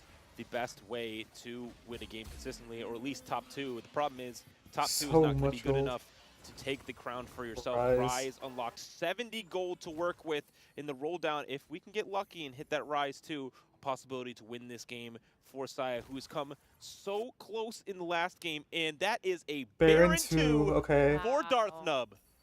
That's And Mori insane. What is also spat rolling. He's on does he 6 use? Ambessas. He's on 7 Misfortunes. He's on 8 Wait, he's one Yunara. off.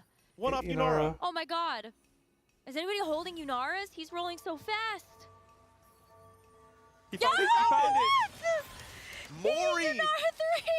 No one could stop him in time. The ballsy move to pick up a dramatic ticket at 3-2 to beeline for a very gimmicky strategy to Oh. try and win this game. And it Okay, might this just is- work out. Oh, he even had the duplicator. He He had a didn't dupe. need it. The APM there to roll all the way down and just before the fight get the unit he needed while greeting the duplicator, knowing Is that he he might still need even more. dead? But this fight looked way too close. The 600-year-old Why is that so close? He is going for potentially another 3-star forecast. No, he just sold the Ambessa as well. So now he's going to try and assemble the strongest board possible.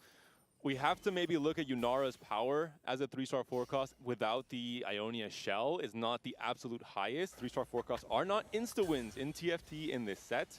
So we are seeing some other very strong boards assembled here as well. Yeah, you have You Quick know, Striker. the Ionia is Path of the Transcendent, so these 3 stars get a little bit of a buff here. It's a good point. Oh, Min-max. but wait, Transcendent I'm is actually ready to really be good for the- this. The Nexus 3, if that happens. He could get another 3-star forecast if he's lucky. I mean, Skarner, we now have 5 copies of that, so it is a possibility. Dasik on the other side also playing Rise, so anyone playing around this Rise game plan is a little bit sad this game because hitting Rise 2 is going to be so incredibly hard. There's 3 Rise players. All of them still have that 1-star Rise. Both Dasik and Saya are hoping that Lee Sao gets taken down on this turn. Oh, But wow. Yunara is all by herself. She does have the BT, Darthnub the beat Outcast Harmony Van Bin Bin. healing, but I don't think it's going to be enough. Mori Mori's is taken dead. down. Bin But also. Yunara was not Mori's enough to lost. win that fight. Oh my goodness. Mori goes out in 8th with a 3-star forecast. That is insane. And Bin Bin, another player that was really hoping to get himself into a checkpoint, is going to end But I out think in Darthnub can win 7th. this. We could still have a winner in this All the game. Rises are Bin griefing Bin each did other, not and cash Darthnub out that Warpath, that risky augment. He was one Just win needs, what, away volley two? from getting the rewards and didn't quite get it. But now, Saya has the Volibear 2 that we know is so incredibly strong alongside this Rise. It is the other piece that many of these players are looking for. This is the big mirror match. Rise pair on either bench. Galio pair on either bench as well. Can Dasik take down Lee Sao? Can he make it a little bit easier for him to hit the key upgrade he needs to take over this game? Lisa on the other side, hoping for more upgrades, hoping for the best Rise bounces of all time. It's so hard to take it down because that D-Claw is standing so strong, but as the front line falls and the back line is now available, the Rise does not target the back line, and so Lee Xiao will fall out. It will be 2 of our players not being able to take the Tactician's crown this game. It's just Saya and but Darthnub. Saya and Darthnub fighting for that top spot. Dasik, though, on an 8-win streak, is hoping that he will be able to benefit from that Oh. Rise knockout as well. He would love to be able to get that 2-star Rise, but Elia, kind of like the big winner here with all of the 3-star upgrades that he wants. If there's any reroll composition that can keep up with the Rise, it's this one. And we saw Dasik as well, a very similar board to Lee Sao, but Lee Sao had 3 econ augments. Dasik had the dummies coming in for the extra stuns. He has the sweet treats and the extra HP scaling as well. So overall, Dasik has played a much stronger game to make it to this Rise board. Quietly, Revan now getting into the top 5. 3 losses in a row, just not quite strong enough, playing around that fast 9 Ionia board that we've seen have some success. Saya playing it to a 2nd place last game. I was looking at Saya's board and I was like, oh wait, we saw the dummies, but there's like the other Rise here. So everybody's just kind of hoping now that they can upgrade those key units. I thought maybe someone would play Mel. That would be kind of like the other AP Yeah, but it doesn't flex cap as high. champion that we would have seen, but nobody has her yet. Rise has proven to just be the strongest comp in the game, and understandably so. I think players don't want to take chances to get into that 1v1 at the end and then still lose it despite having a Mel 2, for example. For Revan here, I'm a bit surprised to see the set 2 itemized here over the Yone. I think the Yone would be more consistent at dishing out damage in these fights, but it will be a very big loss for Revan here, unfortunately knocked out in the top 5 position. And now it will be EMEA looking to be the saviors of the game once again. I mean, it's Daisy fine taking because the Revan loss has to play for Aaliyah, first anyway. and Darth and Saya both having great positions to possibly win this game. Darth's board has been continually getting upgraded throughout the day. Volibear too, alongside a few of these other upgrades. It is looking very scary for the rest of our competitors because both of our players in Czech have boards that can win the game. Darth doesn't need much else to also make this composition perfect. Maybe a Shyvana, I guess a Fiddlesticks if you want, but it's really just those legendary units. Yeah, no, like Darth has everything. For Saya, the key and thing he here has, is to get that Rise 2. No pair It's yet. a good he has Spirit Link. Off against the other Rise board that is and if Saya doesn't hit Rise 2, I think Darth wins. So far away from Dasic's backline. And already the front line is starting to fall for Saya. We'll see if Dasic has already lost one fight. It looks like he might lose another one here as well. It's going to really even out in the HP totals. The Volibear doing so much here for Saya's board, hanging on, dishing out damage as well. And the Rise is still alive in the backline. It's going to be the final 1v1. The Wukong holds on for long enough. Dasic chipped down as well. I have to watch the players who don't have Rise unlocked right now. They should maybe try and do so on this PvE round and hold the extra copies. Yeah, Rise. I mean, Darth needs to unlock Rise. Is in check from hitting that Rise 2. I wonder if Darth was about to do that. He did buy a couple of champions and tried to flex around some pieces for the PvE. Okay, we did put a bit more of a different change to our board. We'll be dropping out of no, he these didn't. void upgrades, but it doesn't look like we want any kind he of... should have. We're going to unlock Skarner here using that Bramble Vest in the back line to help provide some resistance to the AD. No, he should have unlocked the Rise. Optimization, but it's still about rolling here for. Because that's a guaranteed Rise. You deny. Being able to upgrade something. Pair of Rise going to start to sell legendary units, and there is the Rise 2. Huge upgrade, and it will be Saya versus Aaliyah and Darth versus Dasic. Darth won TPC2 to get to his spot in the Tactician's Crown. He went into the EMEA Home Cup, one of the mixed competitions, one of the highest stacked competitions, came in and took it for himself, and now he's hoping to do the very same thing again and take a Tactician's Crown. It's going to be Saya versus Aaliyah on the left. Darth Nub facing off against Dasic on the right. It's going to be the power of the 3-cost reroll versus this Rise board, and Darth is hoping that the Void board can take down the other Rise competitor. The Arish is already down. The Rise is onto Aaliyah's back, and I think that's not going to be enough. Aaliyah will be taken down here. That will be an elimination. Darth Nub also wins his fight. So it really is looking like Saya and Darth Nub are the two strongest players in this lobby right now. Both of them are in check. Dasic is going to be that last bastion of hope to keep extending this Tactician's Crown. As Saya and Darth Nub, I don't know how they get any stronger from here. And Dasic is missing the Rise. This is the key piece that Saya found before him. The Silence unlock comes through, sure, but is that going to be impactful enough? Dasic is trying to get any amount of gold to try and find the Rise upgrade. Yeah. He's selling off his board, but he's not finding it. I think he knows there's nothing he can do. He's on 7 HP. It's over. Life. It's a losing trend with a 3-loss streak right now. Okay, and it looks like Saya and Darth will be. Why are we looking at the other? Why are we looking at this? Yeah, we need to see this match. So we'll watch this is the only one that matters. How it fares against the Rise. Both of them have 2 lives though. On the other side, the Baron cannot be CC'd. The Volibear does jump. The cast goes through. But now the Volibear for Darth is onto the backline. The Baron casting is going to heal so much, and it's looking like Darth might be able to come out on top of this one. Really smart positioning from Darth here. We noticed that Saya has not been changing his Rise positioning at all throughout all of this day and yesterday as well. And Darth is placing the Rift Heralds to get most of the aggro coming in from the Rise and Lissandra, making sure that no matter what the Baron does, he does not get targeted early. Dasic is out, meaning we will have a winner of the Tactician's Crown for Lore and Legends at the end of the showdown. Both Saya and Darth Nub have enough HP left that they should be able to have 2 lives. So can this carousel be a difference maker to extend this into stage 7? Even a loss from Darth Nub would give him more Spirit Link value as well. playing for Spirit Link value. I like the play. I like the play. So But this will be true. a great preview of what is to come next fight as well. But we know from our last game that this fight does not decide the fate of the game. It can come down to just a little bit of positioning as the Baron's health bar stays strong. It's I think looking Darth like Nub won. is really setting himself up well Oh. to take a Tactician's crown back to the Americas. Darth can't almost not believe it that he has taken Saya down to just 2 HP. Is there anything on the carousel that's going to finish win this game? Senna, is there anything that Saya Full needs? items on most of our carries. The Senna still has an item slot available. You could go for the IE. Darthnub trying to just play defense on whatever Saya was trying to go for. He is winning these fights, so he's Yeah, trying to that's deny third down Saya item, I anything, but guess. goes for the IE in the end to itemize the last carry, the Senna, who could clean up these fights if both the Volibear and the Baron go down. Oh, reading that. In the thick of it, the Senna is there to potentially clean it up if the Lucian stun comes in at the right time. CN has not won a Tactician's crown since set 7, November 20th of 2022, and Darth is looking to spoil that and bring the crown back home to the Americas as the sole representative in the final lobby. Does Saya change the position? I think he kind of maybe has to. He's lost these 2 fights pretty convincingly. Does he swap up anything? Oh. Darthnub swaps the Rip Herald in the end. Has that been a mistake? Okay, No, the no. Rise swap comes through Wait, from this is Saya better. as well. So This is Darthnub better. very clutch last-minute positioning of the Rip Herald right in front of all of the enemy's DPS carries.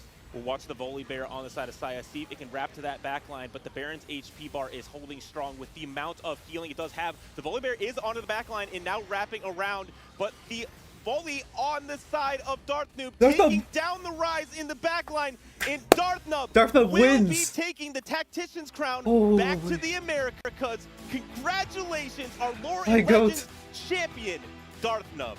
Wow, look at Holy. this. He has been waiting for Yes. a moment like this ever since his last appearance Oh. at the Tactician's crown. He is going to end up as your champion of lore and legends. Wow, congratulations. Oh, Playing right on the line. The Okay, but this entire Saya day, guy is so many such moments a putting beast. In that 8th place position in stage He's 4, so but good. always clawing his way back up the standings. he just got triple contested What a this game. performance on this day 3 from Yeah, Darthnub. he. On the set so far, he is Darthnub the just player chose with an the uncontested highest line. First or 8th rate. It is incredible, doing it almost 50% of his games. So coming into a checkmate format, we knew that Darth could perform when he needed to, and that's exactly what happened.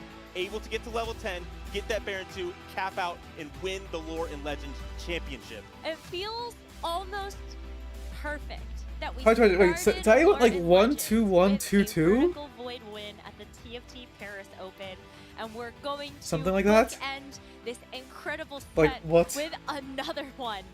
How phenomenal is it that we get to see this happen again? Not just that, but the 3-2 augment pickup is literally called Win Out. He did it his entire game line. He was playing a Buildwater line. He said, okay, I'm playing Void now. He found the right pieces, made it to 10 on 4-5. He had a Baron online, taxing everyone else in this lobby, lowering their cap in the process. The great positioning on every single one of those fights. 3 wins in a row against Saya to win it all in the end. Just a very clean execution from Darthnub. When you feel so much Yeah, at the end of the day, he pressure, won you off up. of positioning knowing exactly because Saya what hit needs his. to I mean, I happen guess on 4 maybe sticks to getting some to extent level 10 Spirit Link. was unprecedented, but playing around Scuttle Puddle, knowing what it would take to win a game, and while trying to be uncontestable, well, get Baron 2, get a rest of your board upgraded, and there's nothing you can do to stop them. It's just been really impressive to watch all of our competitors across the set give it their all. Whether it's been in the TFT Pro Circuit, where we see the best tacticians from every single one of our major competitive regions battle it out against each other, or it has been at the regional finals and in Tier 2, where we get to see these new stars born.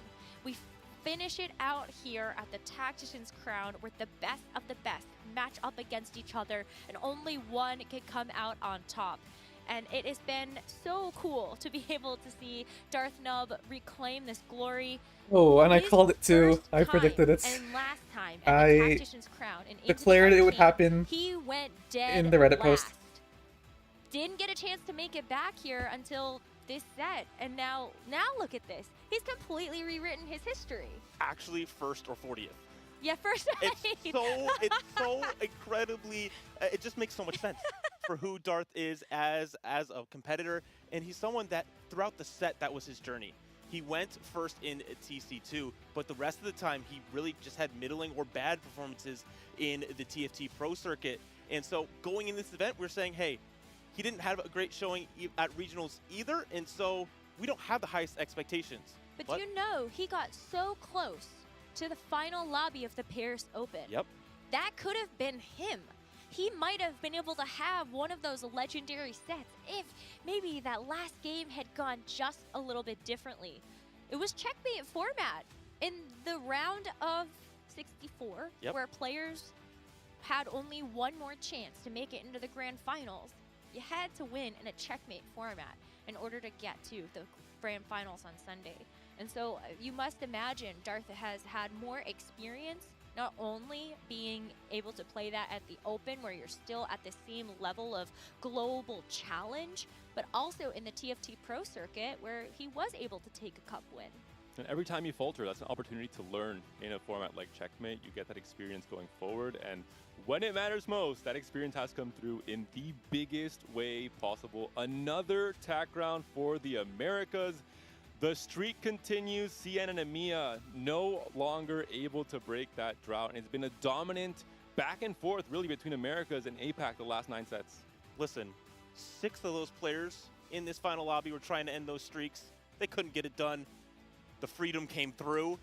Darth able to come out on top, bringing it home in the Americas. Obviously, I'm biased, but I'm so incredibly happy for him. I will say, we have to commend Saya. Another second place, 4 second places in a row across these last 4 games, along with that first in the very first game of the day. So truly an incredible performance from Saya as well. The typical kind of CN breakout player who has now surprised us in a massive way and is one of those elite players to look forward to in set 17. I do wonder what's going to happen when we see Saya next. He broke a points record at a Tactician's Crown. He had just an amazing streak of games showing us some of the most entertaining TFT I think we've ever seen at the global level, picking hero augments, going for a Kiana 3 for a ginormous Ishtal cash out, and just all of these other things that make you look at a player like Saya and be like, oh, I want to see him play again. When will be the next time? Well, it'll be at the pro circuit, but like still, come on, I need it now. It was incredible. 36 points in just 5 games today, 11 top 2s in a row. It's incredible consistency. It is a little bit of a shame that they don't get the top prize, but that's checkmate for you, and it is absolute cinema here for Darth, but Saya definitely needs to be rewarded and recognized for how they performed. Making it to the grand finals, though, is an accomplishment that every single one of our competitors should be proud of today. As we take one final look at our standings, let's just celebrate these competitors. Sixth again. Lee Sao also got so close when he was able to put himself into check. Mori as well, carrying Japan on his shoulders to maybe bring another Tactician's Crown home to that region. And huge credit to EMEA having 3 competitors in this grand finals. A little bit bittersweet, especially for Dasik. Last time he made it to tack round, he finished 6th. He makes it back, and he finishes in exactly the same position. So this is a player who I think we definitely have to watch out for, one of the most storied players to come out of our region. So consistent when he makes it these big moments. I'm looking forward to see what Dasik does in set 17 as well. The amount of stories in this final lobby. Revan being the comeback hero, his goal was to make that top 8, make it back into the TPC. It's exactly what he did. Maybe a little bit too literal being top 8, but I'm sure I'm very excited to see what he does next set, especially with the way that he provides a lot of entertainment. No more listening to chat. That is the Yep. major takeaway that I heard from our interview with him yesterday. For Bin Bin, what a major surprise coming through from the JOC. Someone who didn't necessarily have a lot of competitive history. So I feel like that was one where you say, well, maybe there's going to be some nice surprises here. And I never want to underestimate our JOC players because there's always one that comes in, like Weimu Lochu from last set, who actually came back to compete at the Lore and Legends Tactician's Crown, who came out of nowhere and then gets a 2nd place. I think we've learned our lesson at this point. No underestimating JOC whatsoever. I want to give a shout to Leah as well. Without him, we would not have made it to this game 5 in the first place. He clutched up when he needed to most. A top 5 from him, his best set ever, becoming a MIA regional champion, and now making it to top 5 in the TAC round as well. So just a really good showing from a player who was going to retire 4 or 5 sets ago, was very close to going away from TFT forever, decided to give it one more try, and now has had such a crazy career after that. And Li Xiao being one of the CN representatives that's the most consistent, getting 4th in Inkborn Fables, now getting a 3rd place, so getting a little bit better, but just showing that he is consistent and will continue to be dominant every tournament he plays. The scaling. Seems like Li Xiao is one of those players that's due for a Tactician's Crown win at some point as well. But all of these competitors today, I'm like really impressed with just some of the line selection that they made in the grand finals lobby. Obviously, there was a bit of contesting with something like the Demacia, but a lot of players saying, okay, well, maybe that I can't play that, but what if I flex into Mel, or I flex into Rise, or I try to play Shadow Isles because it's uncontested? It's just really cool, and that's what we expect to see at this high level, and I'm glad that these competitors could deliver. Yeah, the real skill has been not what their final board looks like. I think everyone knows how to copy, the highest cap possible Rise board from any meta website. But the thing is the process to get there. How do you cleanly play on high tempo, know when to balance your resources and your HP? I think Saya has been a great example of that. Every single game, he has made it to a very strong high cap level 9 board throughout very different avenues. That's where the real skill comes in a TAC round lobby like this one. And I think maybe the biggest takeaway for me, AVP of your region, it might not matter. You get 1 in the finals. That's all it takes to take the crown home to the Americas. I'm so excited for Darth Nub, and just the way that he showed up and proved all the doubters wrong. I'm the doubters, by the way. Well, guess what? You're going to be excited because we do have an interview with our Tactician's Crown winner, Darth Nub. Congratulations, man. Ooh. It's just such a pleasure to be able to see you achieve this height. How are you feeling? Oh, I see you're sitting. Is this the new emote, the Darth sit instead of the Darth walk? Yeah, I mean, I gotta sit between games. It's kind of tiring to do all that. Well, I mean, tell me about the emotion that you're feeling. When we last saw you at the Tactician's Crown in Into the Arcane, that was a 40th place for you. And I know you've been fighting really hard to come back here to prove yourself. And you got so close at the Paris Open, getting 11th. So now in this moment, what does it feel like to realize the dream? I mean, it has not set in at all yet. At the end of the day, like, I kind of just feel like I won tournament, it's like, that's pretty cool. But I kind of feel like, over the next few hours, few days, I'm going to be celebrating. I'm going to be watching the tournament VODs, Broden's VODs. Like, I don't know, man. Like, it's going to be great. It's going to be a good time. You got to take the time to soak it all in because this is an achievement very few players can say that they've been able to do. And for you, did you feel any particular pressure knowing that you had a chance to prove yourself here? The regional run did not go the way that maybe you might have wanted it to, but you had this chance now at the TAC Crown. Yeah, like, to be honest, like, my goal going into today was just to, be like kind of proud of like the way I played, because sometimes you just don't get the chance to win, right? Like, if Saya had ended it in game 4, I would have been pretty happy with how I had played my day 3. I would have felt that I represented NA as a region well. So, going into game 5, like, there was definitely a bit of a, like, unease, right? Because now I have another chance to potentially win, but also potentially do some absolutely disgusting gameplay into an 8th, right? So, well, yeah.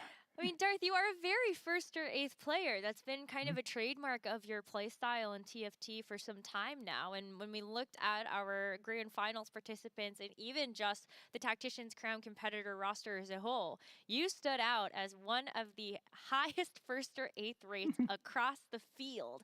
So were you feeling kind of confident coming into Checkmate, or were you just like, no, I just love playing good games and getting the firsts when I can? Yeah, I definitely felt confident going to Checkmate. I feel like if I get into a spot that's supposed to lead to a first, I'm just going to execute. and it's like a very relaxing time, right? Like I know what I'm supposed to do, so I'll do it.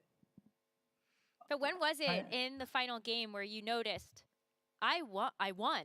Like, was there any moment before that final fight where you're like, oh, I got this in the bag?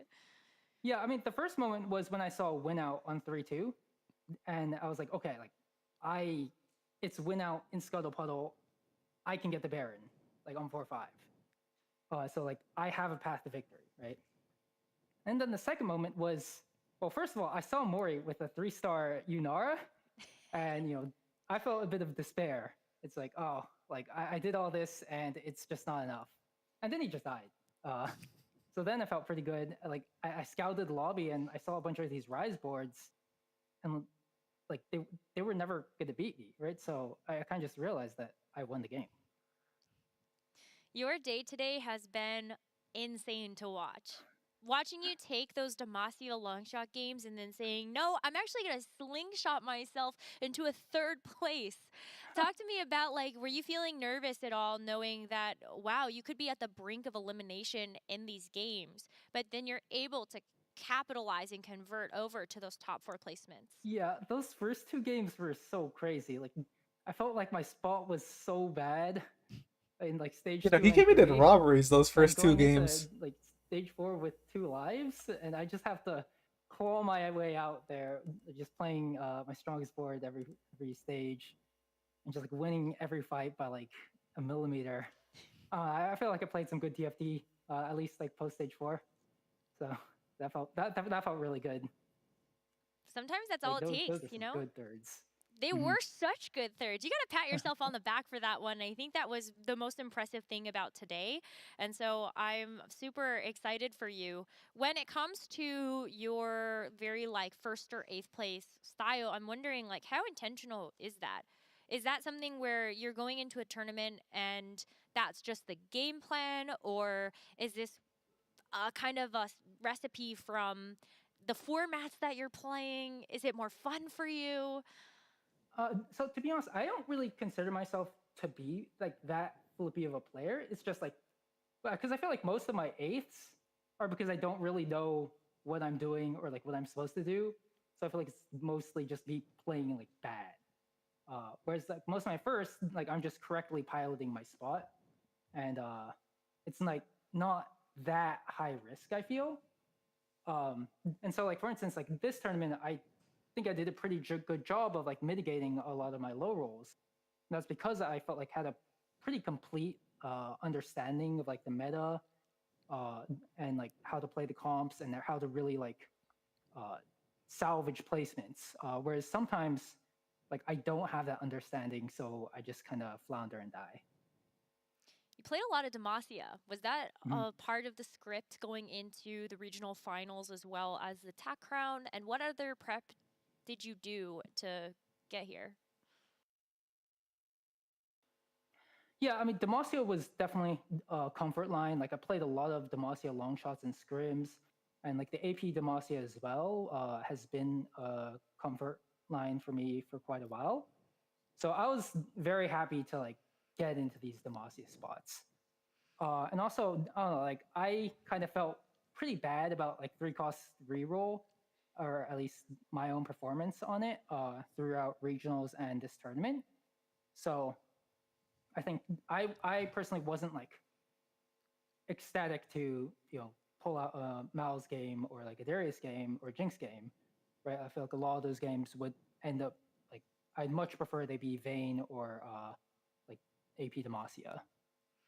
As for other prep, yeah, so I prepped going into this weekend with Cam, Weijin, and Revan, and I think they definitely helped me a lot in like very specific ways.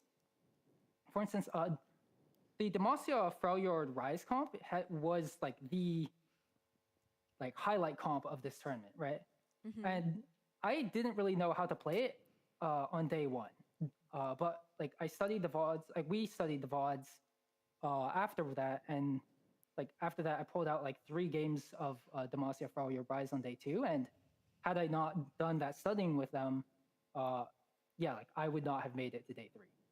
Right. it's So that was the really hard important. work that goes in between days that ends up paying off. And, you know, I'm sure that you have a lot of kind words to say about your practice partners.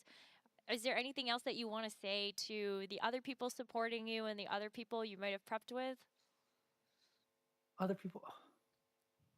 Okay, I mean, the thing is, they were the only ones I actually prepared with, right? Like, it was like that group of 3 Worlds competitors.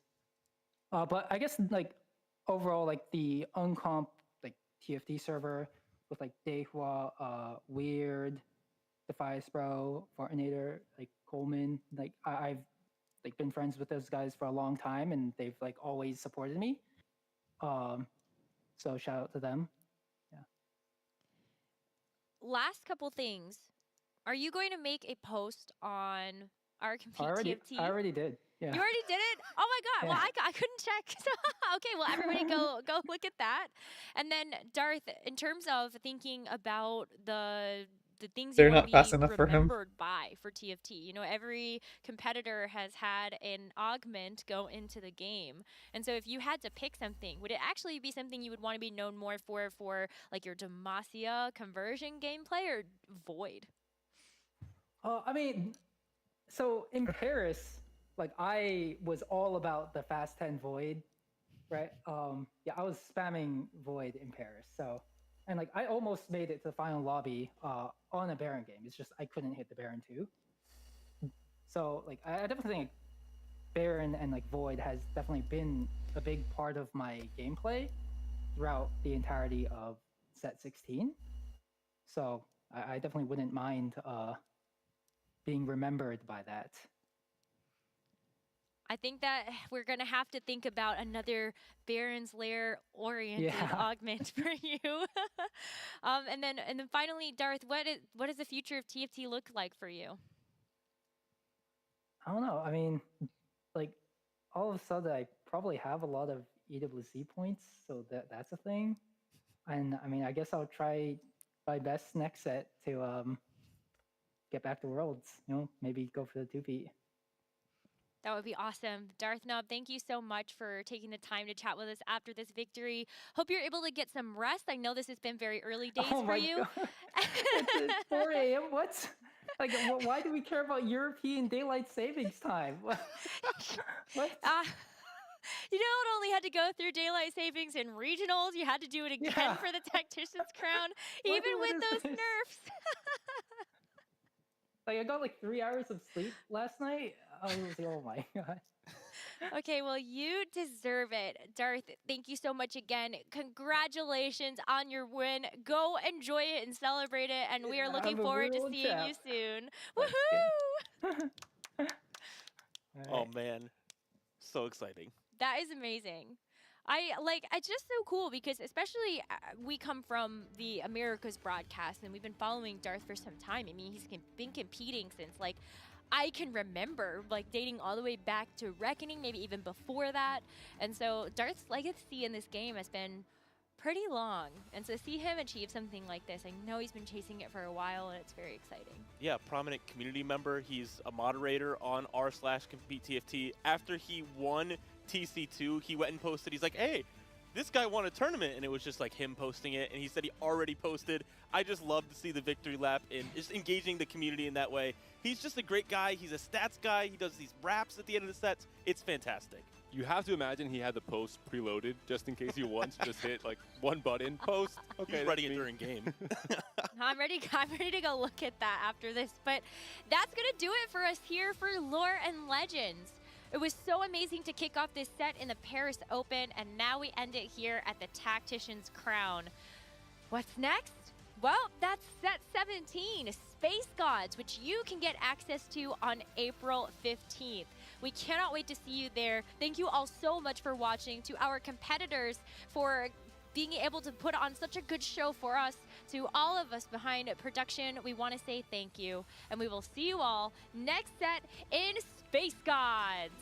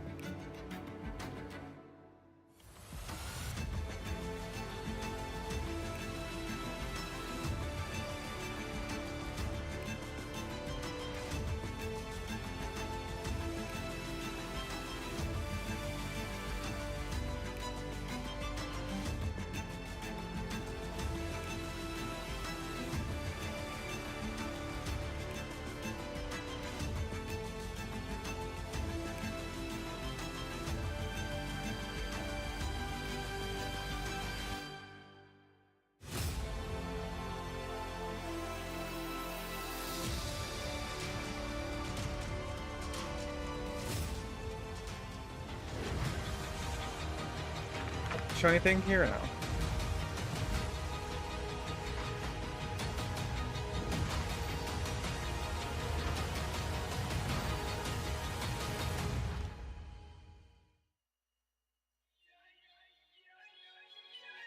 April 15.